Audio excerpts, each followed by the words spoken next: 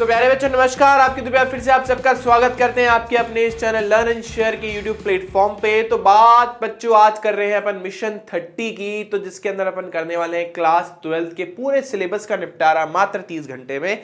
और आज बच्चों इसी श्रृंखला में हम आप लोगों के लिए लेकर आए हैं कक्षा 12 का अध्याय संख्या 6।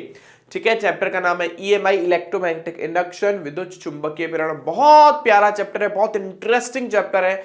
ये चैप्टर छोटा है, इसमें से भी करीब 3-4 नंबर के प्रश्न आपको एग्जाम में जरूर देखने को मिलेंगे। बहुत स्मूथली चैप्टर हो जाएगा, तो आप सबको बस रेडी रहना है और फटाफट से इसका रिवीजन करते हैं अपन स्टार्ट। ठीक है, चलिए तो ज्यादा टाइम वेस्ट किए बिना स्टार्ट करते हैं। अध्याय 6 विद्युत चुंबकीय प्रेरण इलेक्ट्रोमैग्नेटिक इंडक्शन, कक्षा 12 का चैप्टर है ये। और सबसे पहले अपन बात कर लें इस चैप्टर के चैप्टर फ्लो के बारे में कि इस चैप्टर में क्या क्या अपने को पढ़ना है। तो बच्चों सबसे पहले इस चैप्टर में अपने को पढ़ना है फैराडे व हेनरी के प्रयोग। तो फैराडे और हेनरी ने प्रयोग किया और उसके बाद बताया कि कोई भी विद्युत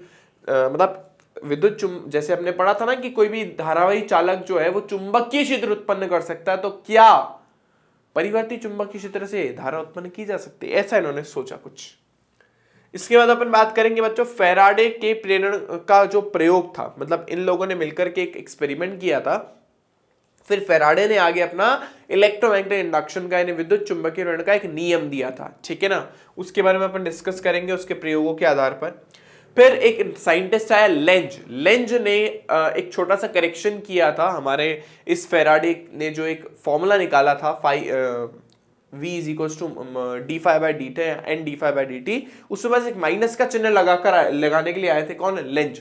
ये बहुत बड़ी बात इन्होंने बोली थी कि जो विद्युत चुंबकीय जो विद्युत विभवांतर प्रेरित विद्युत वाहक बल या प्रेरित विभवांतर जो उत्पन्न हो रहा है वो उन सारे कारणों का विरोध करता है जिसके कारण वो उत्पन्न हुआ है, तो इसलिए एक माइनस का चिन्ह आ जाता है। उसके बारे में अपन डिटेल में बात करेंगे, लेंज ने ऐसा बताया था। ठीक है, इसके बाद गतिक विद्युत वाहक बल के बारे में बात करेंगे। थोड़ा सा अच्छा सा मतलब बहुत इंटरेस्टिंग टॉपिक है, लेकिन हाँ थोड़ा सा कॉम्प्लिकेटेड है कंपैरेटिवली। फिर अपन बात करेंगे भंवर धाराएं, जो सबसे आसान है भंवर धाराएं। इसके बाद डिस्कस करेंगे अपन प्रेरकत्व के बारे में। ठीक है बच्चों, प्रेरकत्व में अन्योन्यप्रेरण और स्वप्रेरकत्व के बारे में बात करेंगे।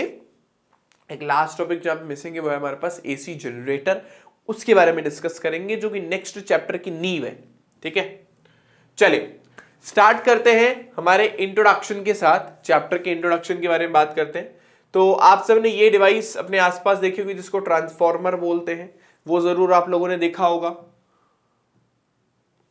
तो इन सब के बारे में आज अपने को डिस्कशन करना है। तो देखिए दो साइंटिस्ट आए थे, जैसे इससे पहले वाले चैप्टर में अपने को पता है, इससे पहले वाले के अंदर मतलब चौथे चैप्टर में अपन ने पढ़ा था कि कोई भी धारावाही चालक जो है अपने चारों तरफ चुंबकीय क्षेत्र उत्पन्न करता है। तो लोगों ने सोचा यार कि क्या हम किसी भी तरीके से चुंबकीय क्षेत्र के अंदर कुछ ऐसा ना कर दे जिसकी वजह से किसी भी चालक में धारा उत्पन्न हो जाए, मतलब वो धारावाही बन जाए। मतलब धारावाही चालक चुंबकीय क्षेत्र तो उत्पन्न करा, बहुत अच्छी बात है। तो क्या हम ऐसा कुछ कर दे चुंबकीय क्षेत्र के साथ, यानी हमें कहीं से कोई चुंबकीय क्षेत्र मिल जाए और हम चुंबकीय क्षेत्र के साथ कुछ ऐसा कर दे जिससे किसी भी चालक में धारा उत्पन्न होने लग जाए। कि ऐसा संभव नहीं है, उल्टा नहीं हो सकता। धारावाही चालक से चुंबकीय क्षेत्र उत्पन्न हो सकता, तो चुंबकीय क्षेत्र से धारा नहीं उत्पन्न हो सकती क्या? ऐसा संभव है या नहीं है? तो ऐसा सोचा था हमारे दो साइंटिस्टों ने, एक थे हेनरी और एक था हमारे पास फैराडे। तो यहाँ पे आपको दिख रहे होंगे राइट हैंड साइड में मेरा हेनरी लिखा है और ये हमारे हेनरी है और ये हमारे फैराडे है। ठीक है ना, तो ये फैराडे और हेनरी ने सोचा कि किसी भी तरीके से, जैसे विद्युत धारा से चुंबकीय क्षेत्र उत्पन्न करते हैं, तो क्या उल्टा पॉसिबल नहीं है क्या? क्या चुंबकीय क्षेत्र से विद्युत धारा पर नहीं जा सकते क्या? तो बोले बिल्कुल जा सकते हैं। उन्होंने कुछ अलग अलग एक्सपेरिमेंट करे, अलग अलग प्रकार के कुछ एक्सपेरिमेंट करे और लास्ट में ये कंक्लूजन निकाला कि हाँ हम ऐसा कर सकते हैं, बट कंडीशन यही है कि हमारे पास जो चुंबकीय क्षेत्र है वो कैसा चुंबकीय क्षेत्र होना चाहिए? परिवर्ती। अगर हमारे पास परिवर्ती चुंबकीय क्षेत्र है, परिवर्ती में तब बड़ी कीमत आएगी, तो अगर हमारे पास परिवर्ती चुंबकीय क्षेत्र है तो उस केस में हम विद्युत धारा उत्पन्न कर सकते हैं। यही था हमारे फैराडे और हेनरी का प्रयोग, ठीक है, संयुक्त प्रयोग था। लेकिन हाँ, फैराडे ने अपना नियम दिया था, इन्होंने एक कॉम्बाइन प्रैक्टिकल किया था, ठीक है, लेकिन नियम देने वाले फैराडे थे। तो अब अपन बात करते हैं फैराडे के नियम्स के बारे में, फैराडे के प्रयोग के बारे में। तो फैराडे ने कुछ 3 प्रयोग किए थे, ठीक है, 3 या लास्ट के 2 पार्ट कर दो तो टोटल 4 प्रयोग किए थे।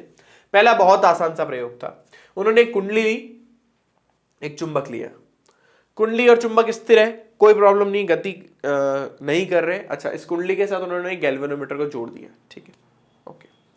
अब दोनों स्थिर है, कुछ भी नहीं हो रहा, गैल्वेनोमीटर अपनी जगह चुपचाप जीरो के ऊपर खड़ा है। अब सडनली आपने क्या करा, आपने देखा यार जैसे ही इस चुंबक को कुंडली के पास में लेकर जाते हैं वैसे ही इस कुंडली के अंदर कुछ ना कुछ विक्षेप उत्पन्न होने लग जाता है। मतलब जैसे ही ये चुंबक गति करता है, अच्छा मान लो अगर ये चुंबक क्या बोलते हैं आपकी कुंडली के पास में आ रहा है और मान लीजिए ये चुंबक की सुई जो लेफ्ट की तरफ डिफ्लेक्ट हो रही है, तो मान लीजिए अगर आप इस चुंबक को दूर की तरफ लेके जाते हैं तो चुंबक की सुई राइट की तरफ डिफ्लेक्ट हो जाएगी, राइट हैंड साइड की तरफ विक्षेपित हो जाएगी। बोले ये क्या हो रहा है?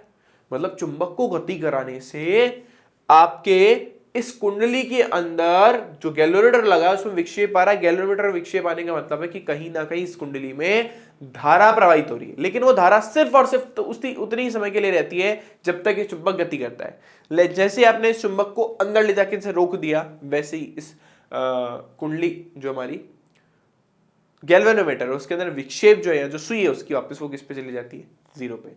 इसका मतलब ये चुंबक जब तक गति करेगा तब तक इसके अंदर धारा प्रवाहित होगी, तब जब तक क्या बोलते हैं एक मूवी का डायलॉग याद आ रहा है, जब तक तुम नाचोगे तब तक वो ठाकुर वाली मूवी नहीं है शोले, उसके अंदर नाच बसंती नाच वाली मूवी है ना, ठीक है।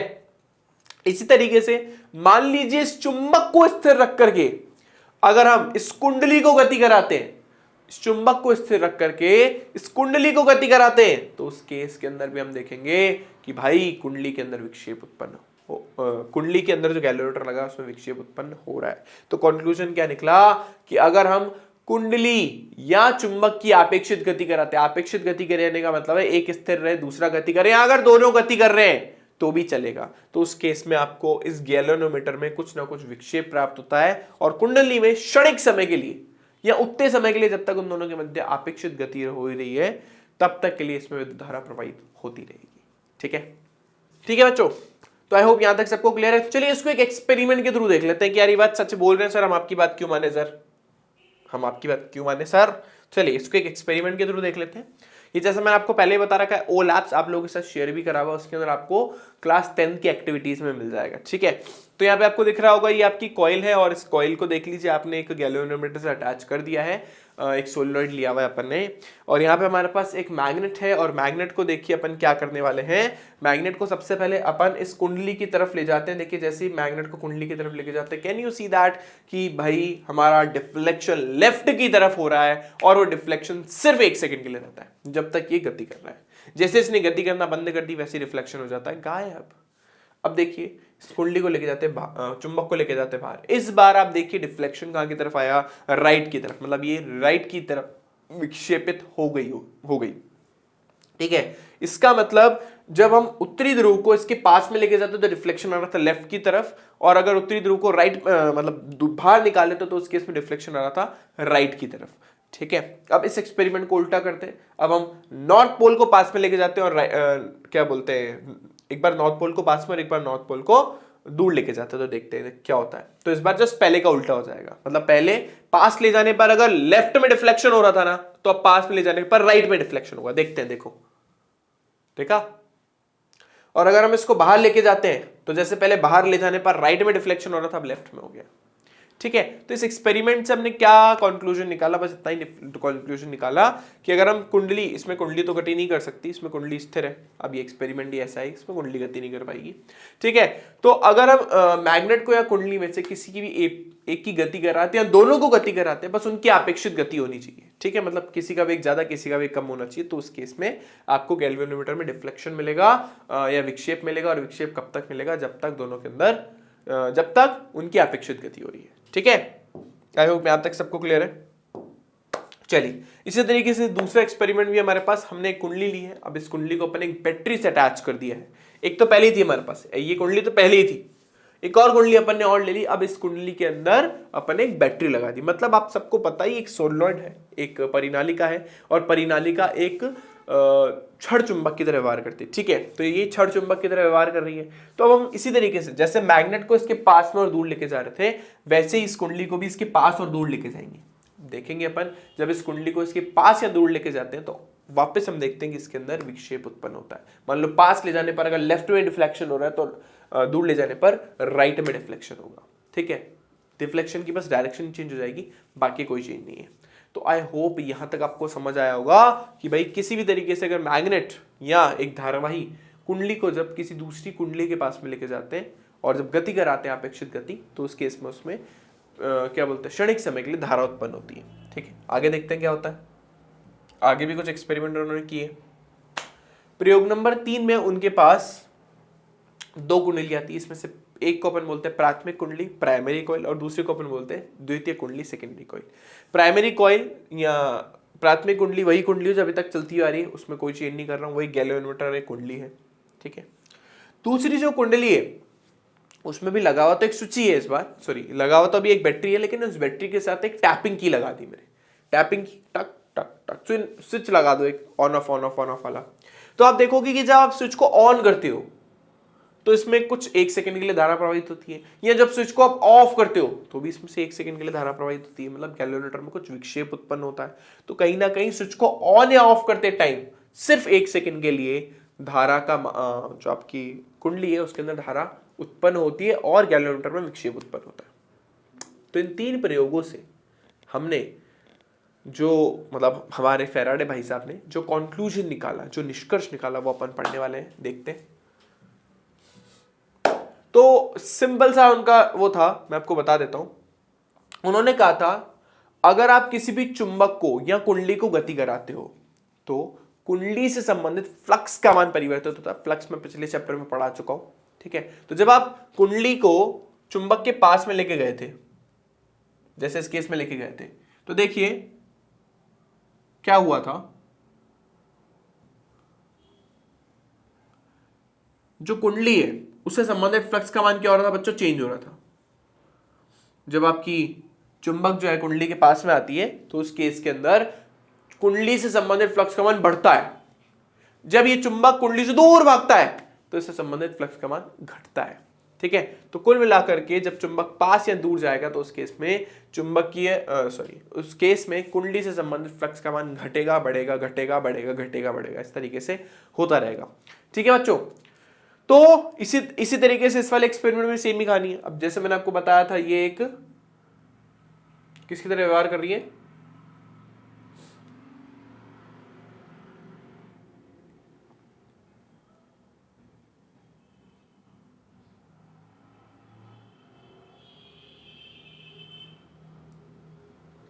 ये भी आपका एक छड़ चुंबक की तरह व्यवहार कर रही है। तो जब आप इस छड़ चुंबक को इस कुंडली के पास में लेकर जाते हो तो उस कुंडली से संबंधित विद्युत फ्लक्स जो है वो परिवर्तित होता है। इसी तरीके से जब आप इसके स्विच को ऑन करते हो या ऑफ करते हो तो ध्यान रखिएगा, जब आप स्विच को ऑन करते हो तो धारा का मान एकदम से नियत नहीं होता। धारा का मान 0 से धीरे धीरे धीरे धीरे धीरे बढ़ता है, फिर बढ़ने के बाद एकदम से नियत हो जाता है। ठीक है, इसी तरीके से आप स्विच को ऑफ करते हो तो धारा का मान नियत है और एकदम से नियत होते होते होते होते कहां तक पहुंचता है, 0 तक। तो इसमें कुछ समय लगता है। मतलब ग्राफ से अगर मैं आपको बताने की कोशिश करूं, धारा और समय के बीच में ग्राफ ड्रॉ कर दूं तो आप देखोगे पहले तो धारा का मान धीरे धीरे धीरे बढ़ता है, फिर कांस्टेंट हो जाता है, और जब आप स्विच को ऑफ करते हो फिर धीरे धीरे कम होना स्टार्ट हो जाता है। तो बेसिकली इस पर्टिकुलर टाइम पे जब धारा का मान, इससे संबंधित धारा का मान चेंज हो रहा है तो इसका इससे संबंधित चुंबकीय क्षेत्र का मान भी चेंज होगा, और चुंबकीय क्षेत्र का मान अगर इससे संबंधित चेंज हो रहा है तो इससे संबंधित फ्लक्स का मान भी क्या होगा, चेंज होगा। समझाता हूं। पहले से संबंधित चुंबकीय क्षेत्र 0 था, फिर धीरे धीरे धारा का मान बढ़ेगा, इसकी चुंबकीय क्षेत्र रेखाएं बढ़ेगी, इसकी चुंबकीय क्षेत्र रेखाएं बढ़ेगी तो ये ज्यादा चुंबकीय रेखाओं को काटेगा। अगर ये ज्यादा चुंबकीय रेखाओं को काटेगा तो फ्लक्स धीरे धीरे बढ़ना स्टार्ट हो जाएगा। इसी तरीके से जब आप स्विच को ऑफ करोगे तो उसके पास बहुत सारी चुंबकीय क्षेत्र रेखा से बाहर निकली पड़ी है। अब धीरे धीरे जैसे आपने स्विच को ऑफ करा वैसे वैसे चुंबकीय रेखा धीरे धीरे कम होने लग गई। अब कम होने लग गई तो इसका फ्लक्स भी क्या होने लग गया, घटने लग गया। ठीक है, तो पहले तो फ्लक्स बढ़ रहा था, अभी फ्लक्स घट रहा है। तो बस कुल मिला के बात इतनी सी है कि अगर आप फ्लक्स में चेंज करते हो, चाहे फ्लक्स को बढ़ाओ चाहे घटाओ चाहे कुछ भी करो, चॉइस इज योर्स, आप देखोगे प्रेरित विद्युत वाहक बल उत्पन्न होता है और वो तब तक रहेगा जब तक चुंबकीय फ्लक्स चेंज हो रहा हो। जैसे चुंबकीय फ्लक्स से चेंज होना बंद कर दिया, जैसे धारा नियत हो गई, अब धारा नियत हो गई तो इससे संबंधित इससे जो चुंबकीय रेखाएं कट करके जा रही हैं वो भी नियत हो जाएगी।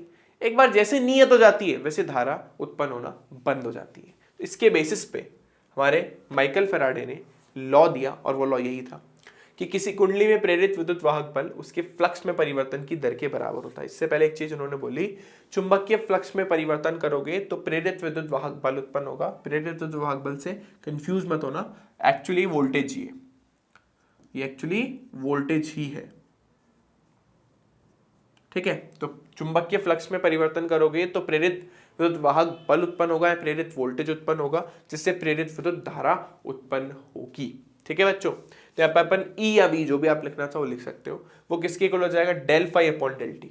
तो इन्होंने क्या बोला था, ये बोला था कि किसी कुंडली में उत्पन्न प्रेरित विद्युत वाहक बल उसके फ्लक्स में परिवर्तन की दर के बराबर होता है। फ्लक्स जितना जल्दी चेंज करोगे ईएमएफ उतना जल्दी जनरेट होगा, फ्लक्स जितना धीरे चेंज करोगे ईएमएफ उतना ही धीरे जनरेट होगा। ईएमएफ का मतलब यहां से वोल्टेज ही है, घबराना मत, सेम ही चीज है, ठीक है। चलिए, अभी ऋणात्मक चिन्ह क्यों आया हो तो बाद में देखेंगे, अभी के लिए भूल जाओ उसको। अच्छा, मान लीजिए अगर फ्लक्स में परिवर्तन बहुत ज्यादा तो डेल लगाओगे, अगर फ्लक्स में परिवर्तन बहुत कम है तो डी लगाओगे।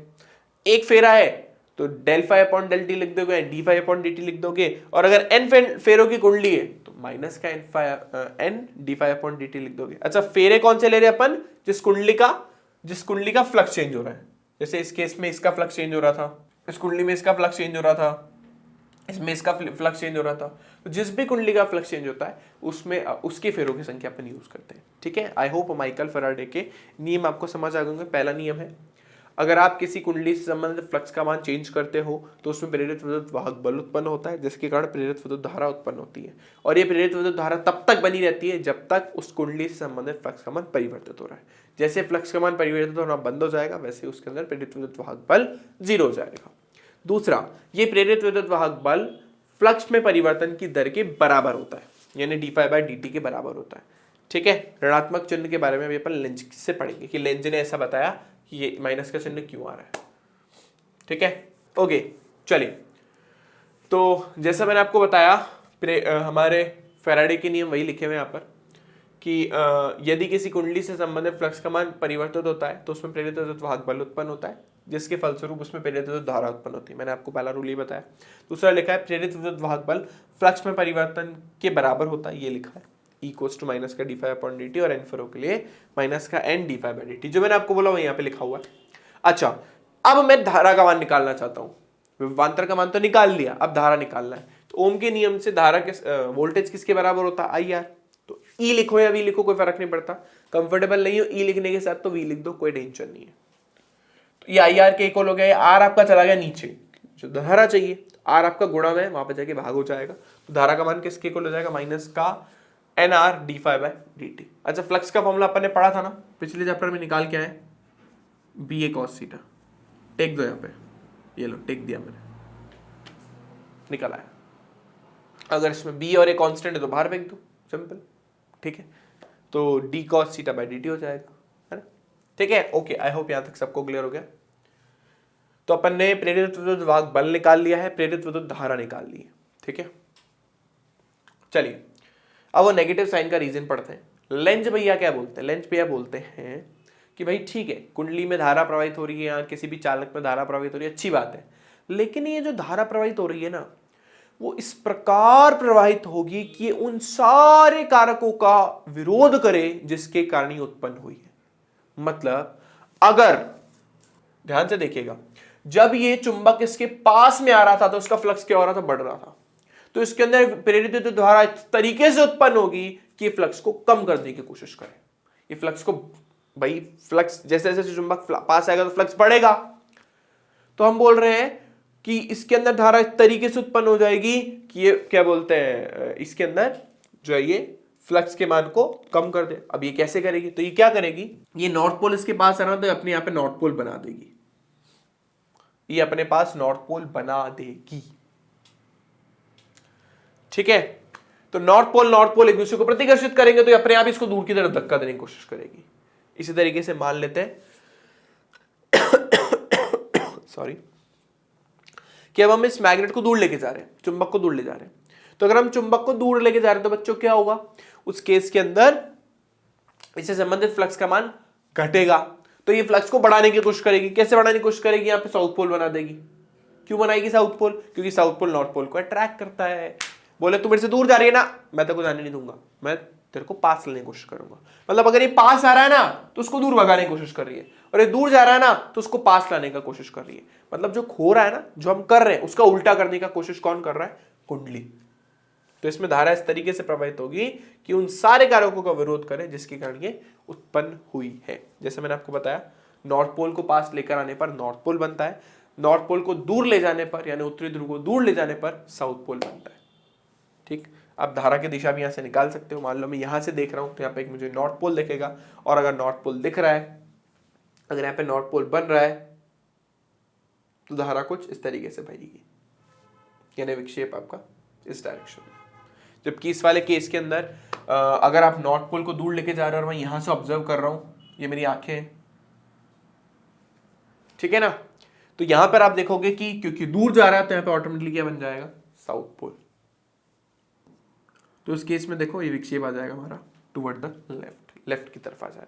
चलिए, आई होप यहां तक सबको क्लियर है। इसी को थोड़ा एक्सपेरिमेंट जो भी अपन ने देखा था उसमें प्रूफ करके भी देख लेते हैं कि ये बात सच है झूठ है। भाई मैंने ये बोला था, कायदा देखो क्या बोलता है, कायदा बोलता है कि भाई है ना ये साउथ पोल है, अगर आप साउथ पोल को इसके पास में लेके जा रहे हो तो यहाँ पे भी एक साउथ पोल बनना चाहिए। अगर यहाँ पर एक साउथ पोल बन रहा है, मतलब अगर मैं यहाँ से देख रहा हूँ कुंडली को, साउथ पोल अगर ये बन रहा है तो साउथ पोल का मतलब होता है धारा का क्लॉकवाइज बहना। तो यहाँ पे धारा क्लॉकवाइज बहेगी बहेगी बहेगी बहेगी बहेगी बहेगी बहेगी बहेगी, क्लॉकवाइज धारा बहनी चाहिए। तो अगर यहाँ पर क्लॉकवाइज हो तो यहाँ पर एंटी क्लॉकवाइज होगा। ध्यान से सुनिएगा, यहाँ पर क्लॉकवाइज हो तो यहाँ पर क्या होगा, एंटी क्लॉकवाइज होगा। तो अगर यहाँ से धारा clockwise clockwise clockwise clockwise clockwise, अब मुझे समझ नहीं आ रहा कि इसकी कहाँ पे एंड खत्म हो रहा है ना, अभी थोड़ा सा प्रेडिक्ट करना मुश्किल है। तो इसके अकॉर्डिंग इसने मेरे को धारा कहाँ पे दी थी, इधर की तरफ, मतलब इसमें धारा ऐसे बह रही है, मतलब ऐसे निकल के ऐसे जा रही है, ऐसे एंटर हो रही है, यहाँ पे इधर डिफ्लेक्शन हुआ, फिर यहाँ से वापस बाहर आ गई। ठीक है ना, ऐसे इसने धारा को बताया। तो इसने थोड़ा प्रॉपर तरीके से डायग्राम नहीं बनाया, अगर बनाया होता तो फिर हम थोड़ा प्रेडिक्ट कर लेते। ठीक है, चलिए आगे चलते हैं। इसी तरीके से हमारे पास कुछ और भी चीजें, मान लीजिए कुंडली है, अगर ये कुंडली चुंबकीय क्षेत्र के अंदर एंटर हो रही है, मान लीजिए कोई कुंडली है, मान लीजिए मेरा सेलफोन है, और मान लीजिए जो मेरे सामने बोर्ड है ना, इस बोर्ड में बहुत सारी चुंबकीय रेखा अंदर की तरफ एंटर हो रही है, बहुत सारी चुंबकीय रेखाएं अंदर की तरफ एंटर हो रही है, अंदर की तरफ है। या चलो एक जो वो ले ले, बॉक्स लेते हैं, मान ली बॉक्स है, इसमें बहुत सारी चुंबकीय रेखाएं जो कि कहाँ की तरफ जा रही है, तल के लंबवत अंदर की तरफ। अच्छा, क्रॉस का मतलब मैंने बताया था, डॉट का मतलब है ना, तो बहुत सारी चुंबकीय रेखा से कट कर करके अंदर जा रही है, लेजर लाइट की तरह समझ लो। अब देखो मेरा सेलफोन, अभी अगर अंदर एंटर करेगा तो इससे संबंधित फ्लक्स का मान बढ़ेगा बढ़ेगा बढ़ेगा बढ़ेगा बढ़ेगा, क्योंकि इसका ज्यादा से ज्यादा भाग अंदर जा रहा है, तो ज्यादा से ज्यादा भाग जो है उसके अंदर चुंबकीय रेखा इसमें से कट करके जाएगी, मतलब इसका फ्लक्स क्या होगा, धीरे धीरे बढ़ेगा। लेकिन इसमें धारा कैसे उत्पन्न होगी, इसमें धारा ऐसे उत्पन्न होगी ताकि ये फ्लक्स को कम कर सके। तो फ्लक्स क्यों बढ़ रहा था, क्योंकि चुंबकीय रेखा अंदर की तरफ जा रही थी, तो इसमें धारा ऐसे प्रवाहित होगी ताकि फ्लक्स को कम कर दे। फ्लक्स को कैसे कम करेगी, इसमें धारा ऐसे प्रवाहित होगी कि फ्लक्स बाहर आ जाए इसका, तो ये फ्लक्स बाहर आएगा तो अंदर वाले फ्लक्स को कट करने की कोशिश करेगा, तो इसका फ्लक्स आ जाएगा बाहर। तो देखो धारा कैसे प्रवाहित होगी, फ्लक्स के अकॉर्डिंग एंटी क्लॉकवाइज। और मान लो यही है इस फील्ड में रखा हुआ था, अब जैसे धीरे धीरे धीरे बाहर जाता जाएगा वैसे वैसे से संबंधित फ्लक्स का मान क्या होता जाएगा, घटता जाएगा। तो उस केस में इसमें धारा इस तरीके से उत्पन्न होगी कि जो कि फ्लक्स को क्या कर सके, बढ़ा सके। अब फ्लक्स को कैसे बढ़ाएगी, फ्लक्स अंदर की तरफ उत्पन्न कर लो, मतलब चुंबकीय क्षेत्र अंदर की तरफ उत्पन्न कर लो, तो धारा क्लॉकवाइज हो जाएगी। समझ रहा मेरी बात, मतलब जब कोई चीज अंदर की तरफ एंटर करती है ना, चुंबकीय क्षेत्र के अंदर एंटर करती है, एक समान चुंबकीय क्षेत्र के, फ्लक्स बढ़ रहा है तो ये फ्लक्स को घटाने की कोशिश करेगी। अगर अंदर रखा हुआ है और वो बाहर की तरफ आने की कोशिश कर रहा है, और उस केस के अंदर आपका फ्लक्स जो है वो क्या हो रहा है, घट रहा है, तो ये फ्लक्स को बढ़ाने की कोशिश करेगी। ठीक, चलिए अभी ऊर्जा संरक्षण के नियम की पालना क्यों करता है, एग्जाम में 2 नंबर का प्रश्न आता है। थ्योरी है पूरा, और एग्जाम में आपको 2 नंबर में मिलेगा, 2 नंबर में आपको छापना पड़ेगा ये। ठीक है, 2 नंबर में आएगा ये। क्या है भाई, तो जब चुंबक को, बस एक एग्जांपल देके समझाना है कि जब चुंबक के नॉर्थ पोल को लूप की तरफ गति कराते हैं तो लूप में धारा उत्पन्न होती है। अब मान लेते हैं कि है ना लूप में साउथ पोल बन रहा है, तो इसके फलस्वरूप इसमें क्लॉकवाइज धारा प्रवाहित हो रही होगी, किंतु इस स्थिति में लूप चुंबक को अपनी तरफ समझना, अभी अपन ने बोला था ना नॉर्थ पोल को पास ले जाने पर उस पर भी नॉर्थ पोल बनना चाहिए, लेकिन अब ऐसा मान के चल रहे हैं कि नॉर्थ पोल नहीं बन रहा, वहां पे साउथ पोल बन रहा है। अच्छा समझ गए ना डायग्राम के थ्रू, ये आपकी कुंडली, वही आप नॉर्थ पोल को पास में लेके जा रहे हो, तो मैंने आपको बोला था यहाँ पर भी नॉर्थ पोल बनना चाहिए, पर मान लेते कि यहाँ पे साउथ पोल बना, मान लेते हैं, तो अगर यहाँ पे साउथ पोल बना तो ये कुंडली ऑटोमेटिकली इसको अपनी तरफ अट्रैक्ट करेगी, खींचेगी। तो अगर कुंडली इसको अपनी तरफ अट्रैक्ट कर रही है बिना किसी बाह्य बल के, मतलब आप कुछ भी नहीं कर रहे हो, बस कुंडली को जैसे ही चुंबक को कुंडली के पास रखते हो, कुंडली उसको अपनी तरफ खींच लेती है। हाउ इट इज पॉसिबल, बिना किसी बाह्य कार्य के इस कुंडली ने चुंबक को अपनी तरफ आकर्षित कर लिया, ये तो गड़बड़ है, बिना ऊर्जा कैसे कैसे संभव है। ठीक है, तो यहां से कंट्रोवर्सी हो गई चालू।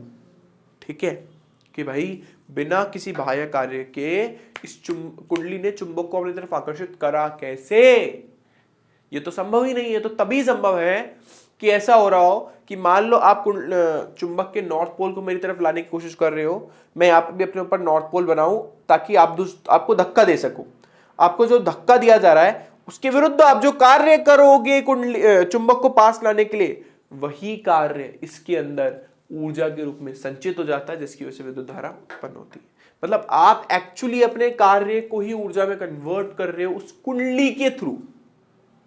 कितना अजीब सी बात है ना, कि आप चुंबक को पास ले जाने के लिए जो कार्य कर रहे हो, वही कार्य कुंडली के अंदर विद्युत धारा के रूप में बाहर दिखता है आपको। ठीक है, तो देखिए लिखा है जब किसी कुंडली के नॉर्थ पोल को लूप की तरफ गति कराते हैं तो लूप में विद्युत धारा उत्पन्न होती है। माना लूप में साउथ पोल बना है, बनना नॉर्थ पोल चाहिए था लेकिन साउथ पोल बना मान लेते हैं, तो इस केस में धारा क्लॉकवाइज होगी, हमें सबको पता है। किंतु इस स्थिति में चुंबक को अपनी चुंबक को अपनी मतलब जो कुंडली है वो चुंबक को अपनी तरफ आकर्षित करेगी बिना किसी बाह्य बल के, जो कि संभव नहीं है। अतः लूप में नॉर्थ पोल बनेगा जो चुंबक को प्रतिकर्षित करेगा, जिसके विरुद्ध कार्य करना पड़ेगा, और ये कार्य विद्युत धारा के रूप में उत्पन्न हो जाएगा। ठीक है, आई होप मेरी बात सबको क्लियर है। 2 मार्क्स के अकॉर्डिंग ये प्रश्न एग्जाम में आता है। चलिए अब हमारा गतिक विद्युत वाहक बल। अब ये क्या चीज है? गतिक विद्युत वाहक बल बोलता है कि मान लीजिए कोई चालक है और उसको एक समान चुंबक क्षेत्र में गति कराई जाती है। तो जब किसी चालक को एक समान चुंबक क्षेत्र में गति कराई जाती है तो उस केस में उसमें प्रेरित विद्युत वाहक धारा उत्पन्न होती है। उसका मान अपने को निकालना है। अभी तक तो क्या कर रहे थे, अपने कुंडली रख रहे थे, उसके पास में एक चुंबक को गति करा रहे थे तो विद्युत धारा उत्पन्न हो रही थी। अब हम बोल रहे हैं एक समान चुंबकीय क्षेत्र है, उसमें किसी चीज को गति करा रहे हैं, तो उस पर्टिकुलर रॉड में या उस पर्टिकुलर चीज के अंदर प्रेरित विद्युत धारा उत्पन्न होगी। ठीक है, तो मान लीजिए आपका साउथ पोल है, आपका नॉर्थ पोल है, एक समान चुंबक क्षेत्र ऐसे जा रही है। आपने एक लूप बनाया है सी शेप का, तीनों फिक्स है, गति नहीं कर रहे, ये मतलब गतिशील नहीं है। इसके ऊपर एक स्लाइडर लगा दिया, आगे पीछे होने वाला, समझ गए ना? ये सी शेप का, यू शेप का बना दिया, उसके ऊपर एक मूविंग स्लाइडर लगा दिया कि आगे पीछे गति कर सके। ठीक, ओके, अच्छी बात है। चलो, तो क्या होगा?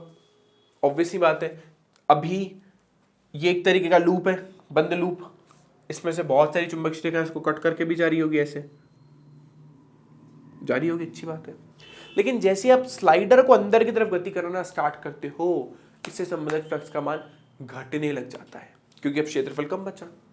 अब क्योंकि क्या बोलते हैं, इसका क्षेत्रफल घट रहा है, तो घटने की वजह से क्या होगा?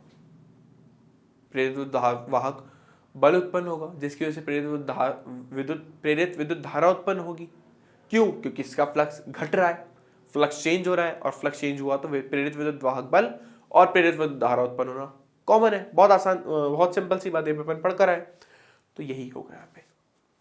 पहले अपन इसका फ्लक्स निकाल लेते हैं, क्योंकि अपने को पता है कि अपने को जब यहाँ पे प्रेरित विद्युत वाहक बल निकालना पड़ेगा, जिसको अपन ई या वी जैसे भी आप लिखना चाहो लिख सकते हो, तो उसके लिए मुझे क्या चाहिए होगा? फ्लक्स चाहिए होगा। पहले अपन फ्लक्स लिख लेते थे इस लूप का। वो कितना आ जाएगा? बी ए कॉस थीटा, जिसमें थीटा का मान 0 है, क्योंकि चुंबक क्षेत्र या तो अंदर की तरफ या तो बाहर की तरफ है, तो क्षेत्रफल सदिश के साथ 0 डिग्री का कोण बना रहा है। ठीक है, क्षेत्रफल के बारे में बात करें तो क्षेत्रफल आपका आएगा इसका, मान लीजिए इसकी लंबाई L है और x परिवर्ती है, x बार बार चेंज हो रहा है। ठीक है ना, क्योंकि हमारा जो रॉड है वो विवेक से गति कर रहा है, तो x बार बार चेंज हो रहा है। ठीक है ना, यहाँ पर रख दिया अपन ने, तो इसका फ्लक्स आ गया BLX। तो अपन ने पढ़ा था माइनस का d∅dt रखा इसके अंदर। अच्छा, माइनस का चिन्ह क्यों आ रहा? लेंज ने बताया था। ठीक है, माइनस का चिन्ह लेंज की वजह से आया। BLV में BL को बाहर फेंका, dx/dt आ गया। dx/dt का मान क्या होगा? वेग यार। तुम्हारे पास फॉर्मूला बन गया BLV, हमारा फॉर्मूला बन गया BLV। अच्छा, यहाँ पे माइनस का भी इसलिए आ रहा है क्योंकि आपके x का मान धीरे धीरे समय के साथ घटता जा रहा है, तो dx/dt किसकी को आ जाएगा? -v के। हो गया, तो हमारे पास फॉर्मूला बन गया BVL या BLV, जो भी आप बोलना चाहो। सो बच्चों, हम सेम फॉर्मूला यानी BLV वाला जो फॉर्मूला एक दूसरे मेथड से भी डिराइव कर सकते हैं। एनसीईआरटी में वैसे ही मेथड नहीं दिया हुआ है। तो मान लेते हैं कि हमारे पास एक रॉड है जिसके बारे में अपन पहले भी बात कर रहे थे, बट मान लेते हैं कि बाकी किसी से अटैच नहीं है, अकेली बेचारी घूमने निकली है धूप के अंदर। तो अकेली रॉड घूमने निकली है, और हमें पता है इस रॉड के अंदर बहुत सारे फ्री इलेक्ट्रॉन्स भी होंगे क्योंकि ये चालक है। ठीक है, ओके। तो जब एक चालक, क्योंकि अब ऑब्वियस सी बात है कि एक चालक है, और एक चालक जब चुंबकीय क्षेत्र में गति करता है तो उसके ऊपर एक बल लगता है जिसका फॉर्मूला होता है BVL। ठीक है, BVL sin थीटा वाला फॉर्मूला अपन ने ऑलरेडी पढ़ा हुआ है। सॉरी, बिल sin थीटा वाला फॉर्मूला अपन ने ऑलरेडी पढ़ा हुआ है। BVL, अब इसके चक्कर में मुझे BVL याद हो गया। तो अपन ने एक फॉर्मूला पढ़ा था बिल sin थीटा, याद है? या तो हम इससे जाए, अगर हम इससे नहीं जाना चाहते तो मान लेते हैं कि इसमें बहुत सारे फ्री इलेक्ट्रॉन्स हैं, तो प्रत्येक इलेक्ट्रॉन पर कितना बल लगेगा? QVB sin थीटा, ये अपन ने पढ़ा हुआ है। ओके, तो छड़ द्वारा अगर क्या बोलते हैं L विस्थापन में कितना कार्य किया जाएगा उसके बारे में बात करते हैं कि छड़ जो है वो L दूरी तक विस्थापित हो गई है, तो उस केस में वो जो कार्य करेगी वो हमारे पास जाएगा FL cos थीटा, और जिसका मामला हमारे पास जाएगा उसमें थीटा का मान वही 0 डिग्री हो गया, तो उस केस में हो जाएगा BVL होता ना, BVL नहीं, QVB, तो QVB sin theta into L formula हो गया हमारे पास। फिर अपने को निकालना है वोल्टेज किसके बराबर होता है? W/Q के। Q से Q आपका कैंसिल हो गया, इसलिए मैंने कार्य निकाला था, क्योंकि V का फॉर्मूला होता है W/Q। तो पहले W चाहिए था, W के लिए क्या चाहिए होगा? बल चाहिए होगा। बल का फॉर्मूला QVB sin थीटा, और विस्थापन है हमारे पास L। Q से Q कैंसिल हो गया, आपका फॉर्मूला फिर से आ गया BVL sin theta. I hope मेरी बात सबको क्लियर हो गई होगी। ठीक है, चलिए, इसी को अपन बोलते हैं गतिक विद्युत वाहक बल। ओके, अब थोड़ा एक्स्ट्रा ज्ञान भाई, जब इन इलेक्ट्रॉन्स के ऊपर बल लगेगा तो बल की दिशा ज्ञात करने के लिए इस बार अपन कौन सा रूल यूज करेंगे बच्चों? राइट हैंड फ्लेमिंग का राइट हैंड रूल। पहले फ्लेमिंग का लेफ्ट हैंड रूल यूज कर रहे थे, फ्लेमिंग का लेफ्ट हैंड रूल यूज करेंगे बल की दिशा निकालने के लिए, और प्रेरित विद्युत वाहक धारा या प्रेरित विद्युत धारा का मान निकालने के लिए अपन यूज करेंगे राइट। तो अभी के लिए तो अपन लेफ्ट यूज कर रहे हैं क्योंकि अपने को बल से मतलब है। ठीक है, तो हमारा जो रॉड है वो लेफ्ट की तरफ चल रहा है। ठीक है, चुंबक क्षेत्र अंदर की तरफ है, तो आप इस रूल का भी यूज कर सकते हो, पाम रूल का। तो पाम रूल से देखिए अंदर की तरफ गति कर रहा है, ये आपका इधर की तरफ जा रहा है, तो बल कहाँ की तरफ लगना चाहिए? नीचे की तरफ। तो अगर कोई धनावेश होता तो उसके ऊपर बल लगता नीचे, लेकिन हमारे पास चालक छड़ में तो इलेक्ट्रॉन है, तो उसके ऊपर बल कहाँ लगेगा? ऊपर। तो सारे के सारे इलेक्ट्रॉन कहाँ की तरफ पुश होना स्टार्ट हो गए? ऊपर की तरफ। तो वहां पे ऊपर की तरफ जो है इलेक्ट्रॉन जो है बहुत ज्यादा संख्या में आ गए, नीचे इलेक्ट्रॉन बहुत कम हो गए, जिससे ऊपर ऋणावेश आ गया और नीचे क्या आ गया? धनावेश। वापस समझते हैं, रॉड है, इसमें फ्री इलेक्ट्रॉन्स है। अब पूरी की पूरी रॉड लेफ्ट की तरफ गति कर रही है, तो सारे के सारे इलेक्ट्रॉन भी लेफ्ट की तरफ गति करने चाहिए वी वेग से ही। तो इलेक्ट्रॉन गति कर रहे हैं इधर, चुंबक क्षेत्र अंदर, तो बल लगना चाहिए नीचे। अगर एक धनावेश होता तो बल नीचे लगता, लेकिन क्योंकि ऋणावेश है तो बल का लगेगा इसके जस्ट ऑपोजिट, मतलब ऊपर की तरफ सारे के सारे इलेक्ट्रॉन चले गए ऊपर, तो ऊपर की तरफ आ गया ऋणावेश, नीचे की तरफ आ गया धनावेश, जिससे पॉजिटिव जो हमारी रॉड है उसका एक पार्ट हो गया नेगेटिवली चार्ज और एक पार्ट हो गया पॉजिटिवली चार्ज। तो आपकी जो रॉड है ये एक बैटरी की तरह बिहेव कर सकती है, जिसको बाह्य सर्किट से जोड़ने पर एक विद्युत धारा प्राप्त हो जाएगी। ठीक है, अब इस पॉजिटिव चार्ज और नेगेटिव चार्ज की वजह से एक और फील्ड डेवलप हो जाती है, एक और क्षेत्र उत्पन्न हो जाता है जिसको अपन विद्युत क्षेत्र बोलते हैं, ऑब्वियसली बात है। तो इस विद्युत क्षेत्र की दिशा होती है पॉजिटिव से नेगेटिव की तरफ। तो एक इलेक्ट्रॉन है, इस इलेक्ट्रॉन पे दो बल लग रहे हैं, एक तो बल लग रहा है ऊपर की तरफ मैग्नेटिक फील्ड की वजह से, और एक इलेक्ट्रिक फील्ड की वजह से नीचे की तरफ। तो जब ये दोनों बल एक दूसरे को कैंसिल कर देते हैं तो इलेक्ट्रॉन कहीं पर भी गति नहीं करता। तो साम्यावस्था की स्थिति में हम मान के चलते हैं, जब इलेक्ट्रॉन के ऊपर कोई भी बल नहीं लग रहा तो दोनों बलों ने एक दूसरे को करा नष्ट। तो इलेक्ट्रिक फील्ड बच्चों किसके बराबर आनी चाहिए, माइनस का v vector cross b vector. इस माइनस के साइन को हटाने के लिए अपने लिख दिया b vector cross v vector, उल्टा हो जाता है नेगेटिव साइन को हटाने के लिए, क्योंकि हमने पढ़ा है a vector cross b vector किसके बराबर होता है, minus of b vector cross a vector. तो बस इससे इसमें चला गया मैं। ठीक है, तो इसका मतलब जो इलेक्ट्रिक फील्ड अगर मुझे निकालनी हो तो इलेक्ट्रिक फील्ड किसके क्रॉस प्रोडक्ट की इक्वल होगी, B vector cross V vector के। समझाता हूं कैसे।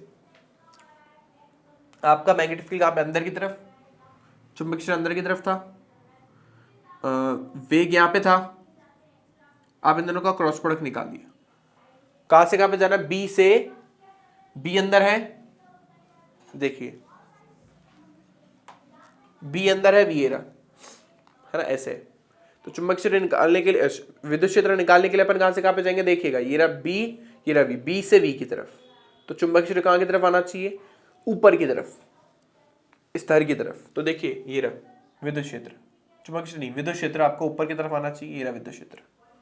चुंबक क्षेत्र अंदर, वेग इधर, तो विद्युत क्षेत्र निकालने के लिए मुझे बी से वी की तरफ जाना पड़ेगा। तो मैं बी से वी की तरफ गया तो मेरा चुंबक विद्युत क्षेत्र कहां की तरफ आ रहा है, इस तल के लंबवत ऊपर की ओर, तो ये ऊपर की तरफ आ गया। तो अपन इससे इसकी डायरेक्शन भी पता कर सकते हैं। वैसे एक्स्ट्रा ज्ञान है, नहीं लेना तो छोड़ दो।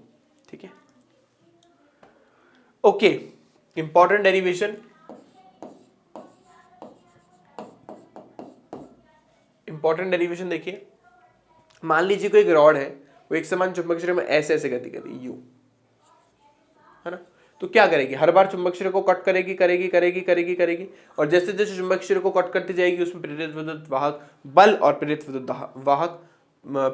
विद्युत धारा भी उत्पन्न होगी। ठीक है, तो अपन ने ये बोला कि हमारे पास एक रॉड है जो ओमेगा कोणीय वेग से गोल गोल गोल गोल चक्कर लगा रही है। ठीक है, तो हमने इस पूरी की पूरी रॉड का एक छोटा सा पार्ट मान लिया dx, इस पूरी रॉड का एक छोटा सा टुकड़ा ज्यूम कर लिया, और वो टुकड़ा क्या है, dx। इस dx टुकड़े की केंद्र से दूरी कितनी है, x, क्योंकि जैसे जैसे आप रॉड पर केंद्र से दूर की तरफ जाते जाओगे वैसे वैसे आपके ऊपर लगने वाला बल भी क्या होता जाएगा, चेंज हो जाएगा। क्यों सर, क्योंकि हमने फॉर्मूला पढ़ा है BVL sin थीटा। L यहां पर रॉड की लंबाई है, तो जैसे जैसे आप केंद्र से दूर जाते जाओगे वैसे वैसे रॉड की लंबाई बढ़ती जाएगी। जैसे केंद्र पर रॉड की लंबाई 0 है, फिर x दूरी पर रॉड की लंबाई x है, फिर y मतलब मान लो 5 सेंटीमीटर लंबी रॉड है, तो 1 सेंटीमीटर के लिए अलग होगा, 2 के लिए अलग होगा, 3 के लिए अलग होगा, 4 के लिए होगा, एंड सो ऑन। तो क्योंकि L का मान हर पार्ट के लिए अलग अलग है, तो उनके लिए उनके ऊपर लगने वाला बल भी अलग अलग होगा, इसलिए, और प्रेरित वाहक बल भी अलग अलग होगा। तो अपन ने इस छड़ का एक छोटा सा टुकड़ा मान लिया dx मोटाई का या चौड़ाई का, जिसकी केंद्र से दूरी है x। तो उसमें प्रेरित विद्युत वाहक बल कितना उत्पन्न होगा, प्रेरित विद्युत वाहक बल उत्पन्न होगा dv equals to v dx। कैसे निकाला, BVL वाले फॉर्मूले से। कौन से वाले फॉर्मूले से, BVL। तो इसकी चौड़ाई हो गई dx, चुंबक क्षेत्र b है, वेग v। ठीक, अब v का मान तो पता नहीं है, तो अपने को v equals to omega r तो पता है, फॉर्मूला होता है, जहां पर r की जगह अपन क्या लेंगे x, क्योंकि इसकी केंद्र से दूरी कितनी है x, तो ये ओमेगा x हो गया। तो फिर अब इसका करेंगे समाकलन। अब रॉड कहां से कहां तक है, 0 से लेके l तक, तो 0 से लेके l तक इसका समाकलन करा। इसमें से bx कांस्टेंट था, बाहर फेंक दिया, x के सापेक्ष समाकलन हो रहा है, तो x को अंदर रहने दिया। तो देखो x का समाकलन किया तो आ गया हमारे पास x²/2। पहले उच्च सीमा रखी, फिर निम्न सीमा रखी, तो हमारे पास फॉर्मूला हो गया b omega L square by 2। बहुत इंपॉर्टेंट फॉर्मूला याद रखिएगा, एग्जाम में आपसे पास आ जाए डिस्क के लिए तो भी फॉर्मूला चेंज नहीं होगा बच्चों, डिस्क के लिए भी फॉर्मूला सेम ही रहेगा। डिस्क के केस में भी formula B V is equal to B omega L square by 2 ही है, उसमें भी फॉर्मूला चेंज नहीं होता, ध्यान रखिएगा। अगर बोले साइकिल के स्पोक्स के लिए,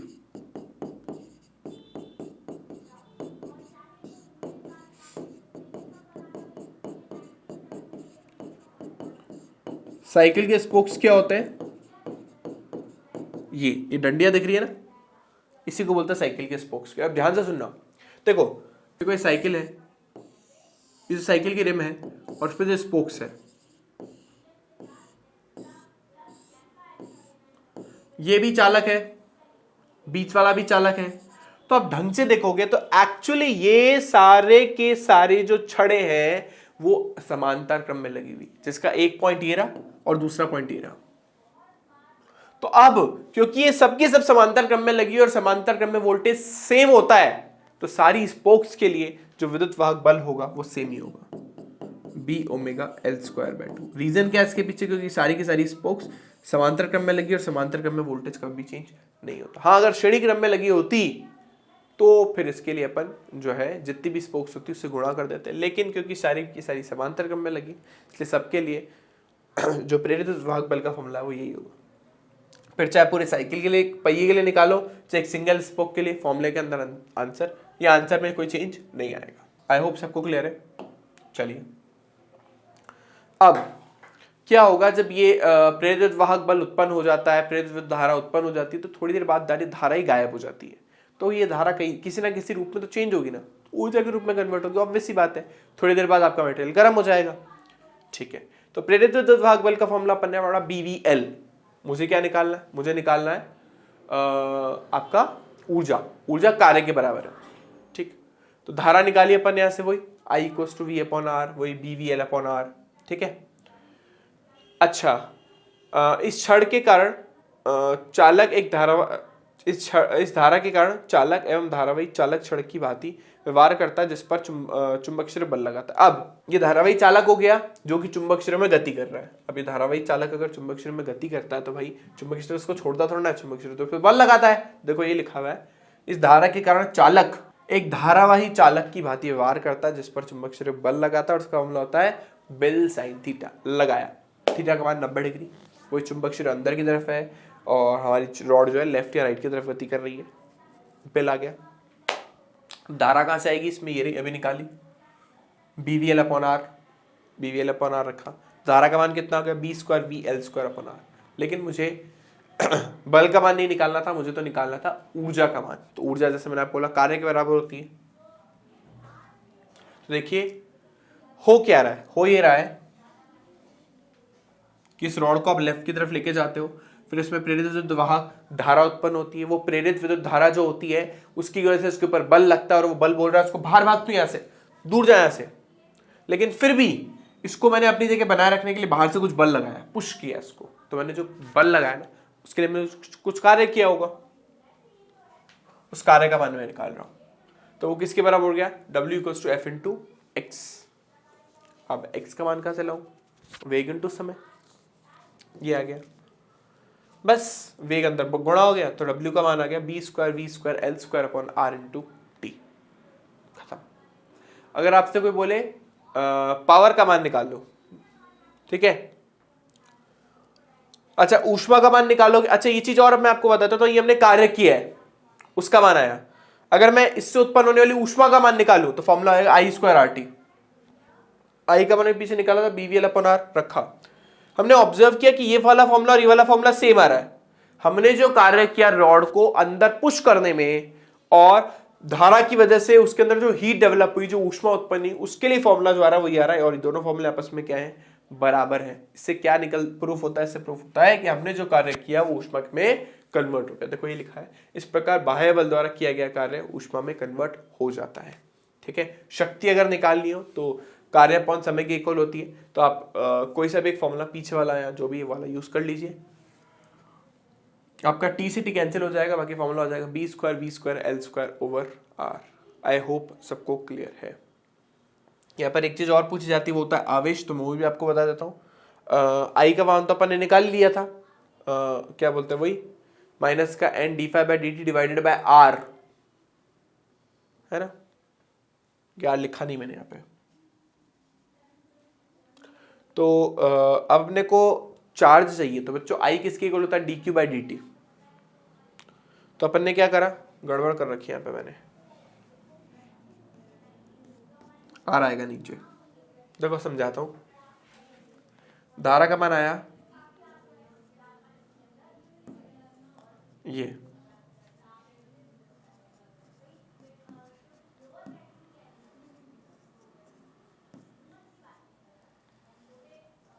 गए डी क्यू का मान आ गया, ये डी फाई है और ये डी क्यू है, ठीक है। ये निकाला अपन ने आवेश का मान, बहुत सिंपल है, dt से dt काट दो, खत्म। आई होप यहां तक सबको समझ आ गया, कोई प्रॉब्लम नहीं किसी को। चलिए बच्चों, अब चलते हैं अपने नेक्स्ट टॉपिक की तरफ। बहुत प्यारा टॉपिक स्टार्ट करने वाले हैं बच्चों, वो है हमारे पास एडी करंट, भंवर धाराएं। बहुत प्यारा टॉपिक है, एग्जाम में 2 नंबर पे इसके ऊपर प्रश्न बनेगा, तो आपको इस टॉपिक को बिल्कुल भी नहीं छोड़ना है, बहुत ज्यादा इंपॉर्टेंट है। 2 नंबर का प्रश्न सीधे सीधे बनेगा, ये 2 मार्क्स का, ठीक है।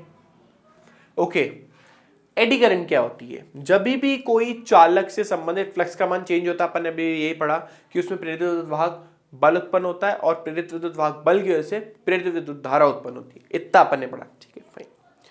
अब ये धारा का डायरेक्शन कैसे होता है, मतलब ये धारा जनरली कैसे दिखती है वो अपने को पता नहीं है। ये तो पता पड़ेगा कि नॉर्थ की तरफ होगी, राइट की तरफ होगी, कॉइल वॉइल के केस में, ब्ला ब्ला ब्ला। लेकिन अगर एक चालक है पूरा का पूरा या रॉड है, तो उसमें धारा कैसे दिखेगी, तो बच्चों उसमें धारा दिखती है एडीज की फॉर्म में। एडीज क्या होता है, जैसे मान लो आप पानी की बॉटल और उसको गोल गोल गोल गोल घुमाओ, मतलब ऐसे हाथ में गोल गोल घुमाओ, ऐसे एडीज नहीं बन जाएगी, मतलब यू भंवर बन जाएंगे, ऐसे टोरड जैसे घूमता ना वैसे यू भंवर बन जाएंगे उसमें। इसी के नाम पर इसका नाम पड़ा है, ठीक है। तो देख लिखा है, जब किसी चालक से संबंधित फ्लक्स का मान परिवर्तित करते हैं तो उसमें उत्पन्न प्रेरित धारा वृत्ताकार रूप में यानी भंवर के रूप में होती है। इन धाराओं को अपन बोलते हैं भंवर धारा, यानी कुछ इस तरीके से होती है, कोसेंट्रिक सर्कल्स की फॉर्म में, ऐसे होती है इस तरह, ये तो नहीं, ये वाली फर्स्ट वाला इसकी फॉर्म में होती है, सर्कल्स की फॉर्म में होती है, इसको अपन बोलते हैं भंवर धारा है। इसका एक छोटा सा एक्सपेरिमेंट है, हमने वही नॉर्थ पोल साउथ पोल रखा, 2 मैग्नेट रखे और उसके बीच में प्लेट को घुमाया, ठीक है। जैसे अपन प्लेट को घुमाते अपन देखते कि प्लेट तो रुक जाती है, 1 सेकंड में प्लेट रुक जाती है। तो ऐसा क्यों हुआ, क्योंकि भाई जब प्लेट इसके अंदर एंटर कर रही थी तो उससे संबंधित फ्लक्स का मान क्या हो रहा था, बढ़ रहा था। जब फ्लक्स का मान बढ़ेगा तो इसके अंदर प्रेरित विद्युत धारा उत्पन्न होगी, जो उन सारे कारकों का विरोध करेगी जिसके कारण उत्पन्न हुई है। किसके कारण उत्पन्न हुई है, इसका फ्लक्स बढ़ने की वजह से, तो फ्लक्स को घटाने की कोशिश करेगी। तो क्या करेगी, बोलेगी तू भाग यहाँ से, तो ये प्लेट को रोक देगी। जब प्लेट गति नहीं कर रही होगी तो फ्लक्स चेंज नहीं होगा, जब फ्लक्स चेंज नहीं होगा तो प्रेरित विद्युत धारा उत्पन्न नहीं हो पाएगी, ठीक है। तो देखो लिखा है, चित्रानुसार जब एक चालक चुंबक क्षेत्र में गति करता है तो इससे फ्लक्स का मान चेंज होता है, जिसके कारण इसमें प्रेरित विद्युत धारा उत्पन्न होती है, जो कि भंवर के रूप में होती है, जो इसकी गति का विरोध करती है, जिसके कारण चालक रुक जाता है, ठीक है। अब बच्चों, इन भंवर धाराओं को कम करने के कुछ उपाय होते हैं कि किस किस तरीके से अपन भंवर धाराओं को कम कर सकते हैं। तो सबसे आसान तरीका होता है कि आप एक काम करो, आप अपने चालक को कंगे जैसे स्ट्रक्चर में कट कर दो। कंगा सबने देखा, सब बाजते होंगे रोज आईने में देख देख के, है ना, गर्ल्स हो चाहे बॉयज हो सभी बाजते होंगे। तो कंगे जैसी स्ट्रक्चर में आपको उस चालक को कट कर देना है। तो जब आप कंगे जैसी चालक मतलब संरचना में चालक को कट कर दोगे तो उस भंवर धाराओं को एक लंबा पाथ ट्रेवल करना पड़ेगा सेम करंट को प्रोवाइड करने के लिए, क्योंकि हमेशा लूप की फॉर्म में होता है, कभी कटे हुए नहीं होते, ये पूरा लूप क्रिएट करते हैं। तो अगर आप भंवरधार अगर आप चालक को कट कर दोगे इस तरीके से तो क्या होगा, इससे जो धारा है उसको एक बहुत लंबा पाथ ट्रेवल करना पड़ेगा। तो कहीं ना कहीं उस धारा वो जो धारा है वो किस में कन्वर्ट हो जाएगी, ऊष्मा में। मतलब आपका चालक गर्म तो होगा लेकिन रुकेगा नहीं, ठीक है। तो पहला सबसे आसान तरीका ये कि चालक को काटने से भंवर धाराओं द्वारा बनाया गया लूप बड़ा हो जाता है, जिसके फलस्वरूप ऊर्जा जो ऊष्मा में परिवर्तित हो जाती है, जिससे इसका प्रभाव जो है वो घट जाता है, ठीक है। आई होप मेरी बात सबको क्लियर है। तो पहला सबसे आसान तरीका है कि चालक को कंघी की तरह काट दो। दूसरा है लेमिनेटेड कोड, बहुत कॉमन। आप लोगों ने अगर मोटर को खोल करके देखा हो छोटे बच्चों वाली टॉयज को, तो वहां पे आपने देखा हो कुछ इस तरह की स्ट्रक्चर्स होती है ना, ऐसी कुछ ब्लेड हम बचपन में खूब खेला करते थे यार। ठीक है, तो ये ऐसी स्ट्रक्चर, पहले तो उसको कट कर देते हैं, कट करने से वही भंवरधाराओं का इफेक्ट कम हो जाता है। फिर क्या करते हैं, इसके ऊपर एक इंसुलेटिंग मटेरियल लगा देते हैं, कुचालक पदार्थ। कुचालक पदार्थ लगाने के बाद उसके ऊपर एक और प्लेट लगा देते हैं, मतलब दो प्लेटों के बीच में कुचालक पदार्थ भर देते हैं। तो एक मोटा लोहा लेने के बजाय या कोई ऐसा चालक लेने के बजाय चालक की लेयर्स ले लेते हैं। ठीक है, एक तो ब्रेड होती है ना, ब्रेड, तो आप सीधी सीधी एक तो ब्रेड ले लो, या तो ब्रेड के आप स्लाइस करो, और स्लाइस करने के बाद उसमें बीच में कोई स्टफिंग भरते जाओ, एक स्टैक बन जाएगा। वही हम यहाँ पे करते हैं। ठीक है, तो मोटर के अंदर जो छोटे बच्चों वाली मोटर होती है, उसके अंदर लेमिनेटेड कोर जो हम यूज करते हैं, लेमिनेटेड कोर जो होती है उसमें हमारे पास चालक होता है। वो चालक पूरा लेने के बजाय अपन एक चालक का पीस लेते हैं, उसके ऊपर अपन इस तरीके से इंसुलेटेड मटेरियल जो उसको भरते हैं, अपन विद्युत रोधी पदार्थ को भरते हैं। फिर एक और प्लेट लेते हैं, फिर उसमें विद्युत रोधी पदार्थ को भरते हैं। ठीक है ना, फिर एक और चालक लेते हैं, फिर उसमें विद्युत रोधी पदार्थ भरते हैं।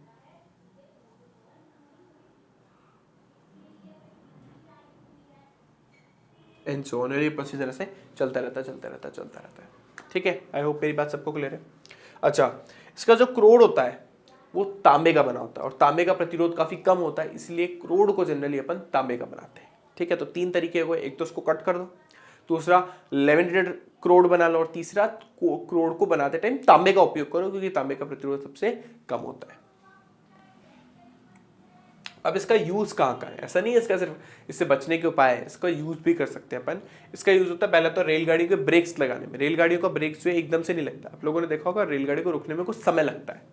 ठीक है, तो ब्रेक जब रेलगाड़ी ट्रेन पे पहुंचने वाली होती है, उससे 1 किलोमीटर या 1.5 किलोमीटर पहले ही वो ब्रेक लगा देते हैं, जिससे बहुत धीरे धीरे करके वो प्लेटफॉर्म पे रुक जाती है। ठीक है, तो रेलगाड़ी के ब्रेक में इसका यूज करते हैं, गैल्वेनोमीटर में इसका यूज करते हैं, विद्युत मीटर में जो पुराने टाइम में हमारे घरों के बाहर मीटर लगे होते थे उसमें इसका यूज करते हैं, गाड़ी के ओडोमीटर में इसका यूज करते हैं, और स्पीडोमीटर में, दोनों में। स्पीडोमीटर स्पीड बताता है, ओडोमीटर डिस्टेंस बताता है। और प्रेरण भट्टी में, इंडक्शन फर्नेस के अंदर प्रेरण भट्टी में हम उसको जो धातु होता है उसको गलाने के लिए इसका यूज करते हैं। ठीक है, तो दोनों तरफ वो रख देते हैं, परिनालिका रख देते हैं, जिसकी वजह से एक नॉर्थ पोल एक साउथ पोल के लिए बिहेव करता है, एक उत्तरी ध्रुव दक्षिणी ध्रुव, और बीच में जिस पदार्थ को पिघलाना होता है, और धारा का मान उन परिनालिकाओं में चेंज करते हैं, जिससे चुंबकीय क्षेत्र चेंज हो। चुंबकीय क्षेत्र चेंज होगा तो बीच में जो लोहा रखा हुआ है, जो इस भी पदार्थ को आपको पिघलाना है वो रखा है, उससे संबंधित फ्लक्स का मान चेंज होगा, तो उसमें प्रेरित धारा उत्पन्न होगी, जो किसमें कन्वर्ट होगी, ऊष्मा में कन्वर्ट होगी। ऊष्मा में कन्वर्ट होने से इतना गर्म हो जाता है कि मेल्ट हो जाता है, इसको बोलते हैं प्रेरण भट्टी के अंदर इसका यूज किया। ठीक है, एक कभी कभी एग्जाम में क्वेश्चन पूछ लेते हैं कि कॉपर की ट्यूब पे अगर अपन एक मैग्नेट जो उसको डाले, तो मैग्नेट बहुत धीरे गति से नीचे की तरफ आता है। तो इसके पीछे क्या रीजन है, जब चुंबक को इस कॉपर की ट्यूब में डाला जाता है, तो डालने की वजह से क्या होता है, कॉपर ट्यूब में एडी करंट प्रोड्यूस होती है, जो कि इस चुंबक की गति का विरोध करती है, जिससे चुंबक बहुत कम वेग से नीचे की तरफ आता है। आएगा तो सही गुरुत्वाकर्षण की वजह से, लेकिन बहुत कम वेग से आएगा। ठीक है, कॉपर की ट्यूब के लिए, क्योंकि कॉपर की ट्यूब जो होती है वो एक डायइलेक्ट्रिक सब्सटेंस है, अनुचुंबकीय पदार्थ, तो चुंबक से चिपकती नहीं है। आपने मान लो लोहा ले लिया, तो लोहा तो चुंबक से चिपक जाएगा, इसलिए कॉपर लेते हैं। ठीक है, आई होप यहाँ तक एडी करंट तक सबको सारी कहानी क्लियर हो गई होगी। ठीक है बच्चों, चलिए बच्चों अब अपन चलते हैं नेक्स्ट टॉपिक की तरफ। हमारा नेक्स्ट टॉपिक क्या है, प्रेरकत्व। ओए होए, प्रेरकत्व पहुंच गए अपन। तो बच्चों प्रेरकत्व हमारे पास दो प्रकार के, एक है स्वप्रेरकत्व और एक है अन्योन्य प्रेरकत्व। इसको अपन बोलते हैं सेल्फ इंडक्शन, मतलब एक ही कुंडली के अंदर धारा प्रवाहित हो रही है और वो धारा खुद की ही एक्चुअल धारा का विरोध कर रही है। कैसे मैं आपको बताऊंगा। तो स्वप्रेरकत्व है, जबकि दो कुंडलियों से संबंधित अगर धाराओं के बारे में अपन बात करें तो वो हमारे पास अन्योन्य प्रेरकत्व में आता है। ठीक है, तो ध्यान से देखिए स्वप्रेरकत्व क्या है। स्वप्रेरकत्व में क्या, देखिए जब आप स्विच को ऑन करते हो, तो जैसे मैंने अभी आपको बताया था, जब आप अपन स्विच को ऑन या ऑफ करते हैं, तो ऑन करते टाइम धारा को 0 से संतृप्त धारा तक पहुंचने में, संतृप्त धारा मान लो मैंने बोला सर्किट में 2 एम्पीयर करंट फ्लो हो रहा है, ऑब्वियसली बात है 0 से 2 एम्पीयर आने में समय तो लगा होगा कुछ। तो 0 से 2 एम्पीयर आने में उसने जो समय लगाया ना, जहां पे धारा का मान चेंज हो रहा है समय के साथ साथ, तो उसकी वजह से क्या होता है, इस कुंडली के अंदर धारा चेंज हो रही है। तो ये जो कुंडली खुद की ही इससे उत्पन्न होने वाली जो चुंबकीय क्षेत्र रेखा है वो खुद को ही कट करेगी। जब खुद को ही कट करेगी तो इस कुंडली से संबंधित फ्लक्स का मान खुद ही चेंज करेगी। समझ रहा मेरी बात? नहीं समझे? कुंडली है, उसमें धारा आपने डाली, अब धारा समय के साथ क्या हो रही है? चेंज हो रही है। तो 0 से 2 एम्पीयर तक जाने में उसको कुछ समय लग रहा है, तो उस पर्टिकुलर समय में उसका चुंबकीय क्षेत्र चेंज होगा उस कुंडली का। यस और नो? होगा ना? अब ये जो चुंबकीय क्षेत्र रेखाएं खुद को भी काट के जाएंगी, खुद की कुंडली को भी काट के जाएंगी। तो जब ये खुद की कुंडली को काट के जाएगी तो ऑब्वियस सी बात है इसमें भी प्रेरित धारा उत्पन्न होगी और ये मुख्य धारा का विरोध करेगी। जब आपका करंट 0 से संतृप्त धारा 2 एम्पीयर तक पहुंच रहा है तो इसी तरीके से आप स्विच को ऑफ करते हो तो उस केस में धारा मैक्स से कहां पे जाती है? 0 पे जाती है। तो इस बार फ्लक्स जो है वो धीरे धीरे घटना स्टार्ट हो जाता है। तो अब इस केस में जो प्रेरित जो धारा है वो मुख्य धारा का सपोर्ट करेगी, यानी वो उसकी दिशा में रहेगी, क्योंकि फ्लक्स कम हो रहा है ना। पहले तो फ्लक्स बढ़ रहा था तो उसको कम करने के लिए विपरीत दिशा में बह रही थी, लेकिन जब स्विच ऑफ हो रहा होगा तो फ्लक्स कम हो रहा होगा, तो ये क्या करेगी? प्रेरित धारा उत्पन्न होगी जो कि मुख्य धारा का सपोर्ट करती है। ठीक है, बस यही है प्रेरित स्वप्रेरकत्व का रीजन। तो देखो लिखा है, जो मैंने बोला वही यहाँ पे लिखा है। जब किसी कुंडली में स्विच को ऑन किया जाता है तो धारा संतृप्त होने में कुछ समय लेता है, जैसे कुंडली से संबंधित फ्लक्स का मान बढ़ता है, फलस्वरूप प्रेरित धारा उत्पन्न होती है जो मुख्य धारा का विरोध करती है। इस घटना को स्वप्रेरकत्व कहते हैं। तो d∅dt जो उत्पन्न हुआ था अभी फ्लक्स में जो चेंज आ रहा था, मतलब वही ईएमएफ, वो किसके सीधे समानुपाती होता है? di/dt। करंट कितना जल्दी जल्दी चेंज हो रहा है, करंट जितना जल्दी जल्दी चेंज होगा फ्लक्स में भी परिवर्तन उतना जल्दी जल्दी होगा। तो यहाँ से अपने को प्रूफ हुआ कि phi is directly proportional to आ गया I के। phi समानुपाती का चिन्ह हटाने पर नियतांक आता है L। L को बोलते हैं स्वप्रेरकत्व गुणांक। L को क्या बोलते हैं? स्वप्रेरकत्व गुणांक। ठीक है, कोफिशिएंट ऑफ सेल्फ इंडक्टेंस। अगर हमारे कुंडली के अंदर फेरों की संख्या n है तो यहाँ पर हमारे पास phi की जगह आ जाएगा n∅। यहाँ से अपन L की निकाल सकते हैं n∅/I। ठीक, L यहाँ पर एक अदिश राशि होती है। L का मान अगर अपने को निकालना हो तो देखो कैसे निकालेंगे। तो अगर किसी कुंडली में 1 एम्पीयर धारा प्रवाहित हो रही है और उससे संबंधित फ्लक्स का मान स्वप्रेरकत्व गुणांक के बराबर हो जाएगा। ये ना फॉर्मूला। फेरे की संख्या कितनी कर दूं? 1। I का मान भी कितना कर दूं? 1 एम्पीयर। N किसके बराबर हो जाएगा? phi के। N किसके बराबर हो जाएगा बच्चों? सॉरी, N क्या है? L किसके बराबर हो जाएगा? phi के। सिंपल है, कोई मुश्किल थोड़ी ना इसमें। तो अगर एक कुंडली है जिसमें एक ही लूप है और 1 एम्पीयर धारा प्रवाहित हो रही है तो उसका जो फ्लक्स होगा वही किसके बराबर होगा? स्वप्रेरकत्व गुणांक के बराबर होगा। इसका ऐसे ही मात्रक होता है बच्चों हेनरी। वैसे निकालोगे तो तुम्हारे पास मात्रक आ जाएगा वेबर अपॉन एम्पीयर या फिर tesla metre square upon ampere, और वैसे इसका ऐसे मात्रक होता है हेनरी। ठीक, चलिए इसकी विमा निकल गई। सेम ही तरीके से आप विमा भी निकाल सकते हो, कोई मुश्किल नहीं है। हाँ, स्वप्रेरकत्व गुणांक निर्भर किस किस पे करता है? कुंडली की लंबाई कितनी है, कुंडली का अनुप्रस्थ का क्षेत्रफल कितना है, उसमें जो माध्यम रखा हुआ है वो कौन सा है, वायु के अलावा कोई और माध्यम है क्या, और फेरों की संख्या कितनी, इन सब पर स्वप्रेरकत्व निर्भर करता है। ठीक है, अच्छा, प्रेरित विद्युत वाहक बल निकालना हो तो माइनस का d∅dt फॉर्मूला होता है, अभी पीछे पढ़ा था। d∅dt किसके बराबर होगा? L di/dt। ये पढ़ा था मैंने, बोला था ना d∅dt किसके बराबर है? समानुपाती का चिन्ह हटाइए, L आ जाएगा। तो d∅dt को कैसे रिप्लेस करा जा सकता है? आपका L di/dt with n number of turns, तो n से और गुणा कर दीजिए। ठीक है, ये आ गया आपके सामने, डायरेक्ट लिख दिया मैंने। ठीक, ओके। अब अपन कुंडली के लिए स्वप्रेरकत्व गुणांक निकाल लेते हैं। एनसीईआरटी में वैसे ही नहीं है पर फिर भी निकलवा रहा हूं, आसानी है। फॉर्मूला भी पढ़ा था अपन ने, L बराबर n∅/I। फाई का फॉर्मूला आप सब जानते हो, BA होता है। अब B किसका लेंगे? कुंडली का। अब B का कुंडली का B कितना होता है बच्चों? अपन ने पढ़ा हुआ है NIA/2R, उसके केंद्र पर उत्पन्न वाला चुंबकीय क्षेत्र, तो μ0 NI/2R। ठीक, जब पे क्षेत्रफल आपको पता है πr² है, तो इस πr² को यहाँ डाला, B को यहाँ पर डाला। डालने के बाद आपका एक I से I कट गया, एक R से आपका एक R कट गया, तो हमारा फॉर्मूला हो गया n² μ0 πr/2। अगर कोई माध्यम इंट्रोड्यूस कर दो उस कुंडली के अंदर तो उस केस में μ0 की जगह μ0 और μr दोनों आ जाएंगे। सिंपल। चलिए अब बात करते हैं बच्चों अन्योन्य प्रेरण के बारे में, म्यूचुअल इंडक्टेंस के बारे में। तो बच्चों जैसे हमारे पास पहले एक ही कुंडली थी, वो कुंडली का धारा चेंज हो रहा था और वो खुद के ही धारा का विरोध कर रही थी, वो स्वप्रेरकत्व था। तो यहां पर हमारे पास एक के बजाय दो कुंडलियां हैं। जो अपन ने थर्ड एक्सपेरिमेंट करा था फेराडे का, बिल्कुल वही लिखना होगा, बिल्कुल एज इट इज कॉपी, कि भाई आपने एक कुंडली से संबंधित धारा का मान चेंज करा तो दूसरी कुंडली से संबंधित फ्लक्स का मान चेंज हो गया, और जो फ्लक्स का मान चेंज हुआ उसमें प्रेरित जो धारा उत्पन्न हुई है, और प्रेरित जो धारा जो इस प्रकार उत्पन्न हुई है कि वो फर्स्ट वाले जो फ्लक्स में चेंज है उसका विरोध कर रही है। अगर फ्लक्स बढ़ रहा है तो ये घटाने की कोशिश कर रही है, और घट रहा है तो बढ़ाने की कोशिश कर रही है। इस घटना को बोलते हैं स्वप्रेरकत्व, अन्योन्य प्रेरकत्व, प्रेरण। बस यहाँ पे ध्यान रखिएगा, फ्लक्स किसका चेंज हो रहा है? दूसरे वाले का। किसकी वजह से चेंज हो रहा है? फर्स्ट वाले धारा की वजह से। इसलिए अपन यहाँ पे लिखेंगे d∅2 by dt equals to di by dt। तो फ्लक्स दूसरे का, धारा पहले की है। समानुपाती का चिन्ह हटाया, चिन्ह हटाने के बाद हमारे पास जैसे वहां पे L आता था तो यहाँ पे आता है M को अपन यहाँ पे दे दिया M21। तो किसका स्वप्रेरकत्व गुणांक निकाल रहे अपन? दूसरे वाले का। किसके रेस्पेक्ट में? किसके सापेक्ष? पहले वाले के सापेक्ष। तो लिखा देखो, ठीक है। अगर मेरे को यहाँ पे वही फेरों की संख्या n हो जाए तो हमारे पास उस केस में हो जाएगा N2∅2 equals to M21 I1। तो यहाँ से M21 आ गया हमारे पास। मात्रक बिल्कुल सेम होता है, विमा बिल्कुल सेम होती है, स्वप्रेरकत्व और अन्योन्य प्रेरकत्व गुणांक की कोई चेंज नहीं है।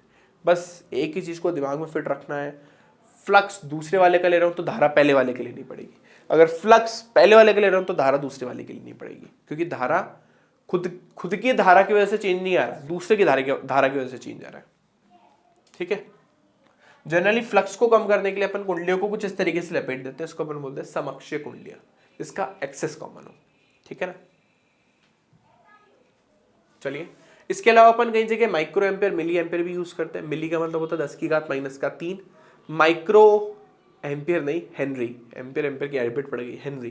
तो उस केस में हो जाएगा 10⁻⁶। प्रेरित विद्युत बल निकालना हो यानी वोल्टेज निकालना हो तो माइनस का d∅dt होता है। तो बस फाई की जगह वैल्यू रख दी अपन ने, जो पीछे भी पढ़कर आए थे। ये रहा,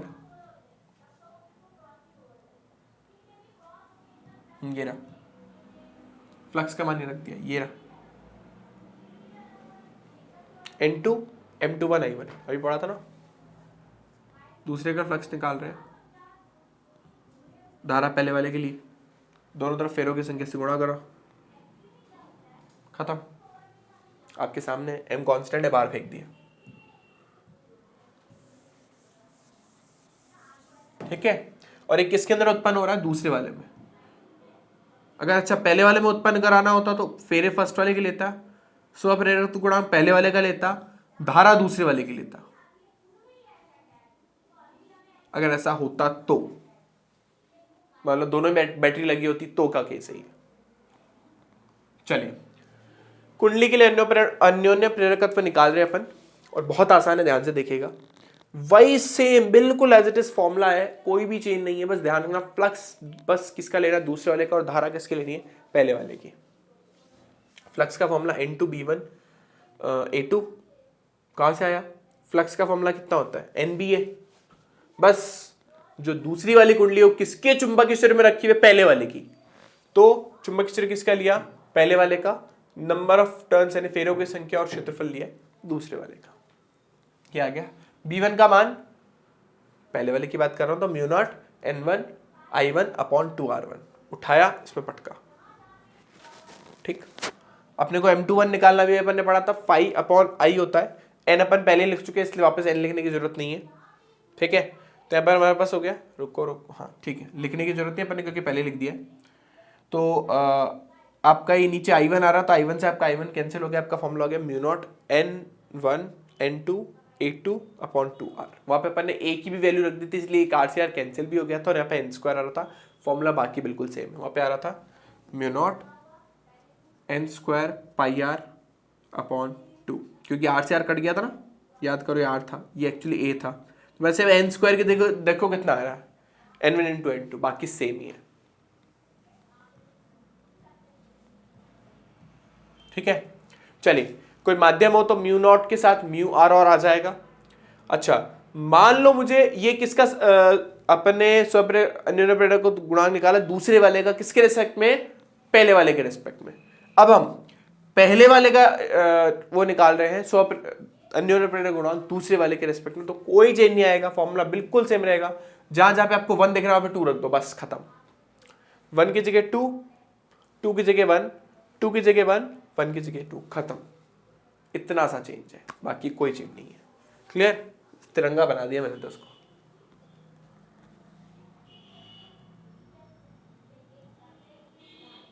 चलिए, स्वप्रेरकत्व अन्योन्य प्रेरकत्व गुणांक एनसीईआरटी में अपने को परिनालिका के लिए दे रखा है, तो परिनालिका के लिए अपन निकाल देते हैं।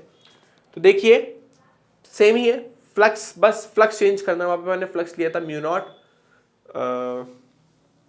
Not an I upon 2r, ठीक है।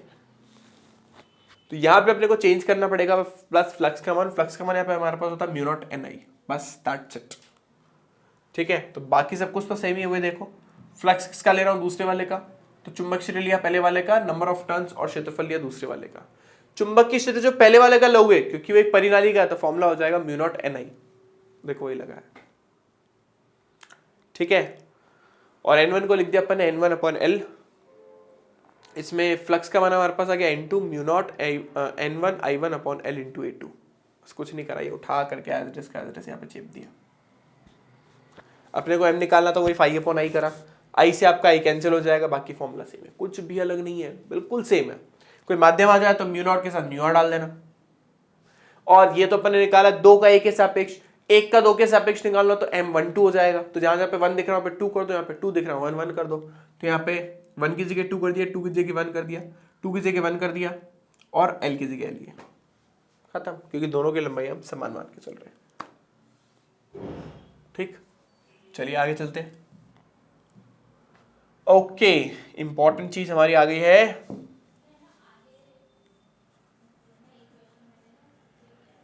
ओके।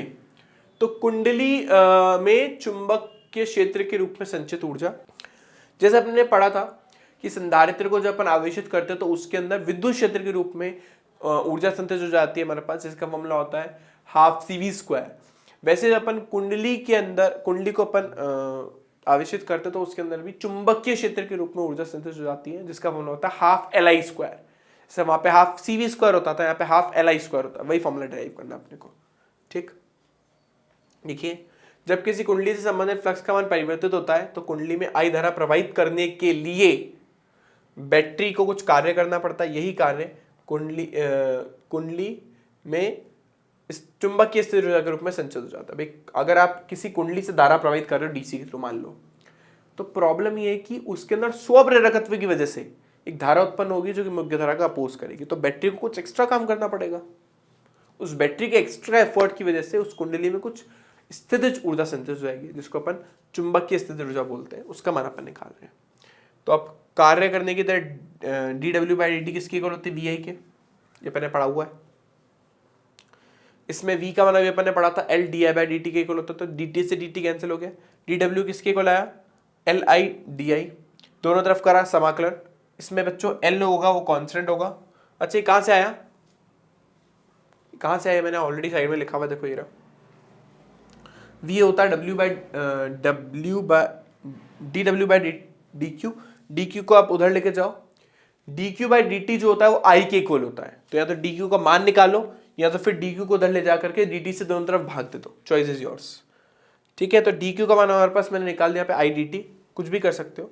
IDT यहाँ पे पटका, I को उधर फेंक दिया और dW/dt को उधर रख दिया, ठीक है। तो dW/dt किसकी इक्वल हो गया, VI। ओके, तो यहाँ पे मैंने दोनों तरफ समाकलन किया, ये आ गया हमारे पास। इसमें से L नियतांक था, उसको बाहर फेंक दिया।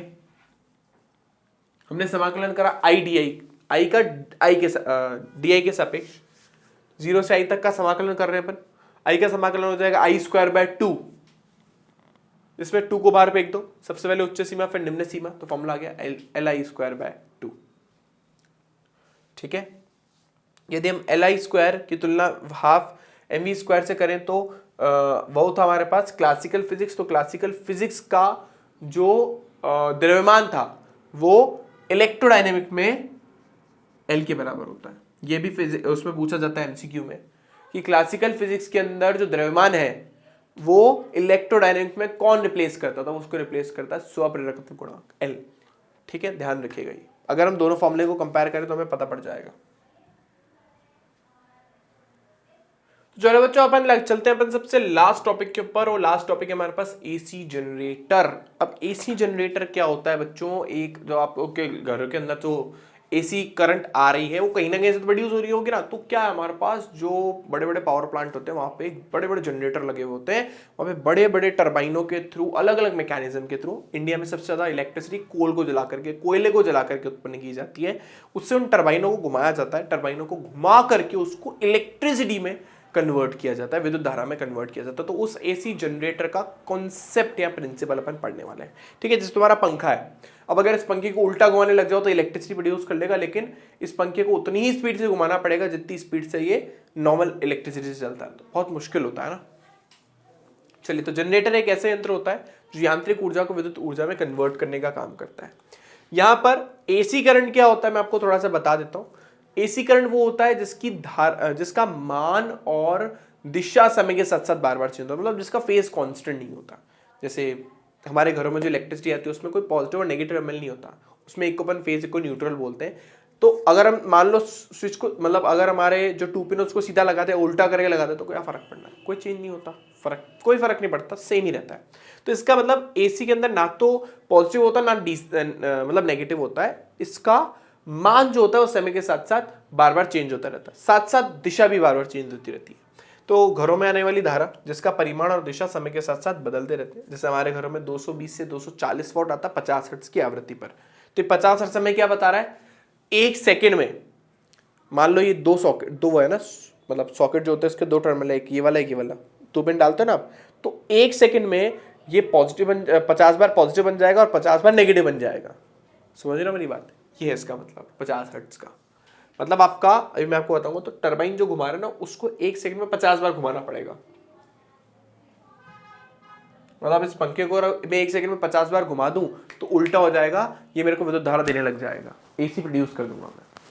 ठीक है, चलिए अब सिद्धांत देख लेते हैं, बहुत आसान है, विद्युत चुंबकीय प्रेरण के सिद्धांत पर आधारित होता है, बिल्कुल सिंपल सा कॉन्सेप्ट है। वही सब हम जानते हैं कि जब अपन किसी भी कुंडली से संबंधित फ्लक्स का मान परिवर्तित करते हैं तो उसमें प्रेरित विद्युत वाहक बल उत्पन्न होता है, जिसकी वजह से प्रेरित विद्युत धारा उत्पन्न होती है, जिसका फॉर्मूला होता है V = माइनस का n d∅dt। आपको बस एग्जाम में इतना ही छाप के आना है।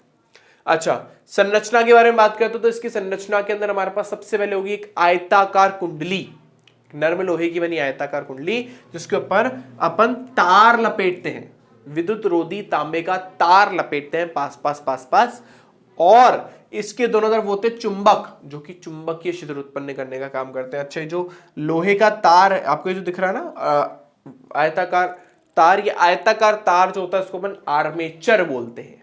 ठीक है, इसके बीच में से जो एक्सेस जा रही है इसको अपन शाफ्ट बोलते हैं। ये जो आयताकार आर्मेचर है, इन आर्मेचर के दोनों तरफ 2 वलय लगे हुए, 2 रिंग्स लगे हुए होते हैं, और इन रिंग्स से 2 ब्रशेस लगे हुए होते हैं। ब्रश मैंने आपको पहले ही बताया था क्या चीज होती है, ठीक है ना, और इसको अपन बाहर किसी लोड से कनेक्ट करते हैं, जैसे बल्ब जलाना है, पंखा चलाना, जो भी है। ठीक है, इसकी बेसिक संरचना हो गई। ब्रशेस आपके कार्बन या धातु से बने हुए होते हैं। ठीक है, ये ब्रशेस के बारे में आपको पहले मैं बता चुका हूं पिछले चैप्टर में भी। ओके, कार्यविधि बहुत आसान। आप मान लीजिए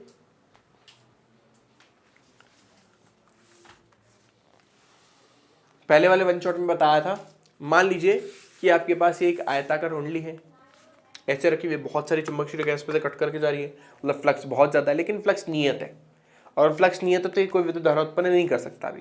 लेकिन जैसे जैसे मैं इसको घुमाना चालू करूंगा, फ्लक्स चेंज हो रहा है, फ्लक्स धीरे धीरे घटता जा रहा है, इस केस में फ्लक्स पूरी तरीके से 0 हो जाएगा। देखिए ना चुंबकीय रेखा ऐसे जा रही है, तो अब इसमें से पास ही नहीं हो पाएगी, क्योंकि फ्लक्स चेंज हो रहा था इसलिए प्रेरित विद्युत धारा उत्पन्न होगी।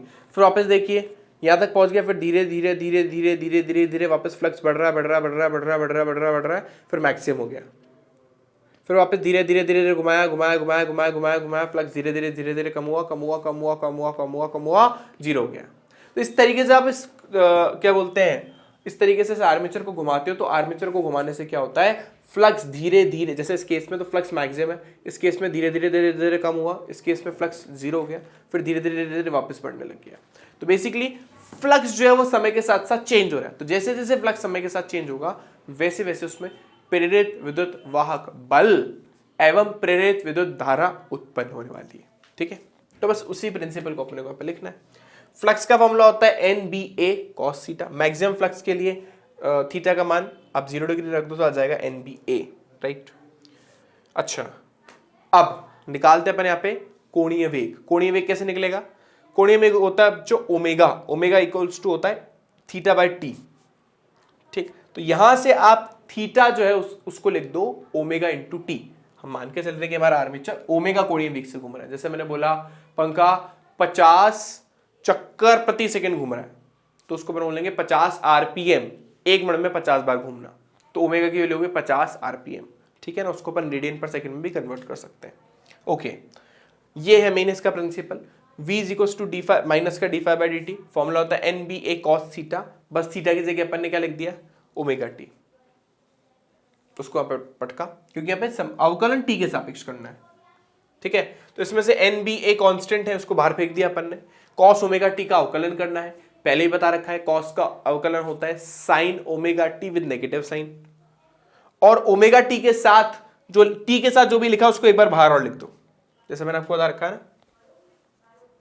cos ax का अवकलन करना है, तो इसका अवकलन कितना होगा?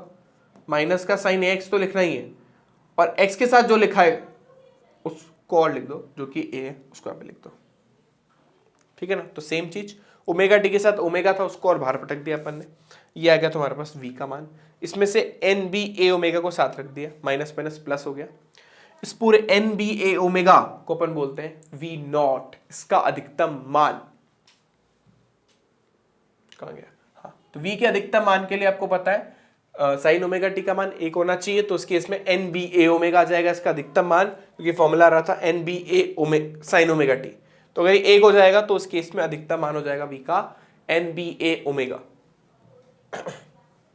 इसको मैंने V नॉट नाम दे दिया, तो हमारा फॉर्मूला बन गया V equals to V nought sine omega T. इसमें V क्या बच्चों? इसका तात्क्षणिक मान। अब जैसे जैसे टी का मान चेंज करते जाओगे आपको अलग अलग समय पर V के अलग अलग मान मिलते जाएंगे। ओके, प्रेरित धारा कैसे निकालते हैं? प्रेरित धारा का फॉर्मूला होता है I equals to V upon R। V का formula V nought sine omega T, R से इसको भाग दे रहे हैं, तो V नॉट अपॉन R हमारे पास बन गया I नॉट, इसका अधिकतम धारा। तो हमारे पास एक और फॉर्मूला आ गया I equals to I nought sine omega T. तो ये और ये दो फॉर्मूले नेक्स्ट चैप्टर के लिए काफी इंपॉर्टेंट है, इसलिए याद रखिएगा। AC जनरेटर में या AC में तात्क्षणिक धारा का मान है I equals to I nought sine omega T, और विभवांतर का मान है V equals to V nought sine omega T, जहां पर I नॉट और V नॉट उनके अधिकतम मान है। देखिए, तो अब इसका एक बार ग्राफ देख लेते हैं। ये रहा इसका ग्राफ। जब आपकी कुंडली ऐसे थी तो आपको पता है इस केस में फ्लक्स इसमें से मैक्सिमम फ्लक्स पास हो रहा था, लेकिन इसमें कोई वोल्टेज डेवलप नहीं हुआ था, क्योंकि मैंने आपको बोला था ये नियत है। अब धीरे धीरे जैसे जैसे जैसे जैसे फ्लक्स मतलब चेंज होना स्टार्ट हुआ, इसका प्रेरित विद्युत वाहक भी बढ़ने लग गया। इस पॉइंट तक पीक पे पहुंचा, पीक तक, फिर वापस धीरे धीरे फ्लक्स बढ़ने लग गया। अब यहाँ पे फ्लक्स बढ़ा ना, वापस देखिए धीरे धीरे वापस बड़ा, फिर मैक्सिमम हो गया। तो उस केस में आपके पास विभवांतर हो गया 0। उल्टा होता है, क्यों उल्टा होता है समझाता हूँ। फ्लक्स के फॉर्मूले में आता था cos ओमेगा टी, तो जैसे जैसे आप थीटा के मान को कम करते जाओगे वैसे वैसे आपका जो फ्लक्स है वो तो बढ़ता जाएगा, लेकिन जैसे जैसे आप थीटा के मान को कम करते जाओगे वैसे वैसे v का मान होता जाएगा कम। देखो जैसे ये था, फ्लक्स मैक्सिमम था, अब मैं धीरे धीरे थीटा का मान क्या कर रहा हूँ, कम कर रहा हूँ, फ्लक्स कम होता जा रहा है, लेकिन वोल्टेज आपका बढ़ता जा रहा है। तो देखो यहाँ पे यही है, जैसे जैसे आप थीटा के मान को बढ़ाते जाओगे वैसे वैसे आपका जो v है वो भी बढ़ता जाएगा, लेकिन फ्लक्स आपका घटता जाएगा। ये ग्राफ मैंने v का बनाया है, अगर ये ग्राफ में फ्लक्स का बना रहा होता ना तो उल्टा बनता, उस केस में ग्राफ जो है ना वो ऐसा बनता अगर मैं फ्लक्स का बना रहा होता तो समय के साथ, लेकिन मैं फ्लक्स का ग्राफ नहीं बना रहा हूँ, मैं वोल्टेज का ग्राफ बना रहा हूँ। तो वोल्टेज का ग्राफ देखिए, वोल्टेज में कौन आ रहा है, साइन आ रहा है, तो आपको साइन का ग्राफ बनाना है, और फ्लक्स में कॉस आ रहा है तो कॉस का ग्राफ बनाना है। तो देखो फ्लक्स का ग्राफ बनाना होता तो ऐसा बनता, और अगर मैं धारा का या विभवांतर का ग्राफ बना रहा हूं तो फिर ऐसा ही बनेगा। टुकड़े कर दिए मैंने अलग अलग, 0, π/2, पाई, 3π/2 और 2π, मतलब 0 से लेके 360 डिग्री को 4 पार्ट में डिवाइड करा, 0, 90, 180, 270, 360। तो 0, π/2, पाई, 3π/2 एंड 2π। ठीक है, तो ये ग्राफ आपको याद रखना है, इंपॉर्टेंट है। और ये 4 केसेस हैं जो भी मैंने आपको समझाए। एक ये रहा, मतलब ऐसे रखा हुआ ऐसे जा रही है इसमें से। दूसरा ये रहा, एक भी लाइन पास नहीं हो रही है, फिर घूम गया ये ऐसे, समझ रहे हो ना, ये वाला पार्ट पीछे चला गया, घूम गया ये वाला पार्ट आगे आ गया, और फिर ये वापस एक बार घूम गया, वापस एक बार ऐसे हो गया। ठीक है, तो 4 केसेस हो गए इसके अंदर। आई होप मेरी बात आप सबको क्लियर है। पहले ए बी यहाँ पर था, अभी ए बी देखो वहाँ पे चला गया। ठीक है, तो ये आपका एसी जनरेटर होता है यहाँ पे खत्म। एसी जनरेटर के ऊपर आपसे इसकी कार्यविधि और इसका सिद्धांत पूछा जाएगा, वो याद रखिएगा। ठीक है, तो बच्चों इसी के साथ ही चैप्टर होता है ओवर। अगर आपने अभी तक हमारी लर्न एंड शेयर की एप्लीकेशन डाउनलोड नहीं करी तो प्ले स्टोर से आप जाके डाउनलोड कर सकते हो, और इन नंबर्स पे आप कॉल कर सकते हो। इन नंबर्स पे आप कोई भी परेशानी हो तो कॉल करके आप पूछ सकते हो। ठीक है, चलिए लर्न एंड शेयर पे हम इन सारे प्लेटफॉर्म पे आप लोगों से कनेक्टेड हैं। आप में से अगर कोई भी इन प्लेटफॉर्म्स को यूज करता है तो हमसे जुड़ सकता है, जिसमें से टेलीग्राम काफी इंपॉर्टेंट है। लर्न एंड शेयर का एक चैनल है, उस पर आप वहाँ पे कनेक्ट हो सकते हो। तो बच्चों इस वीडियो लेक्चर के लिए इतना ही। मिलेंगे आप लोगों से नेक्स्ट क्लास में एक नए वन शॉट के साथ। Bye bye.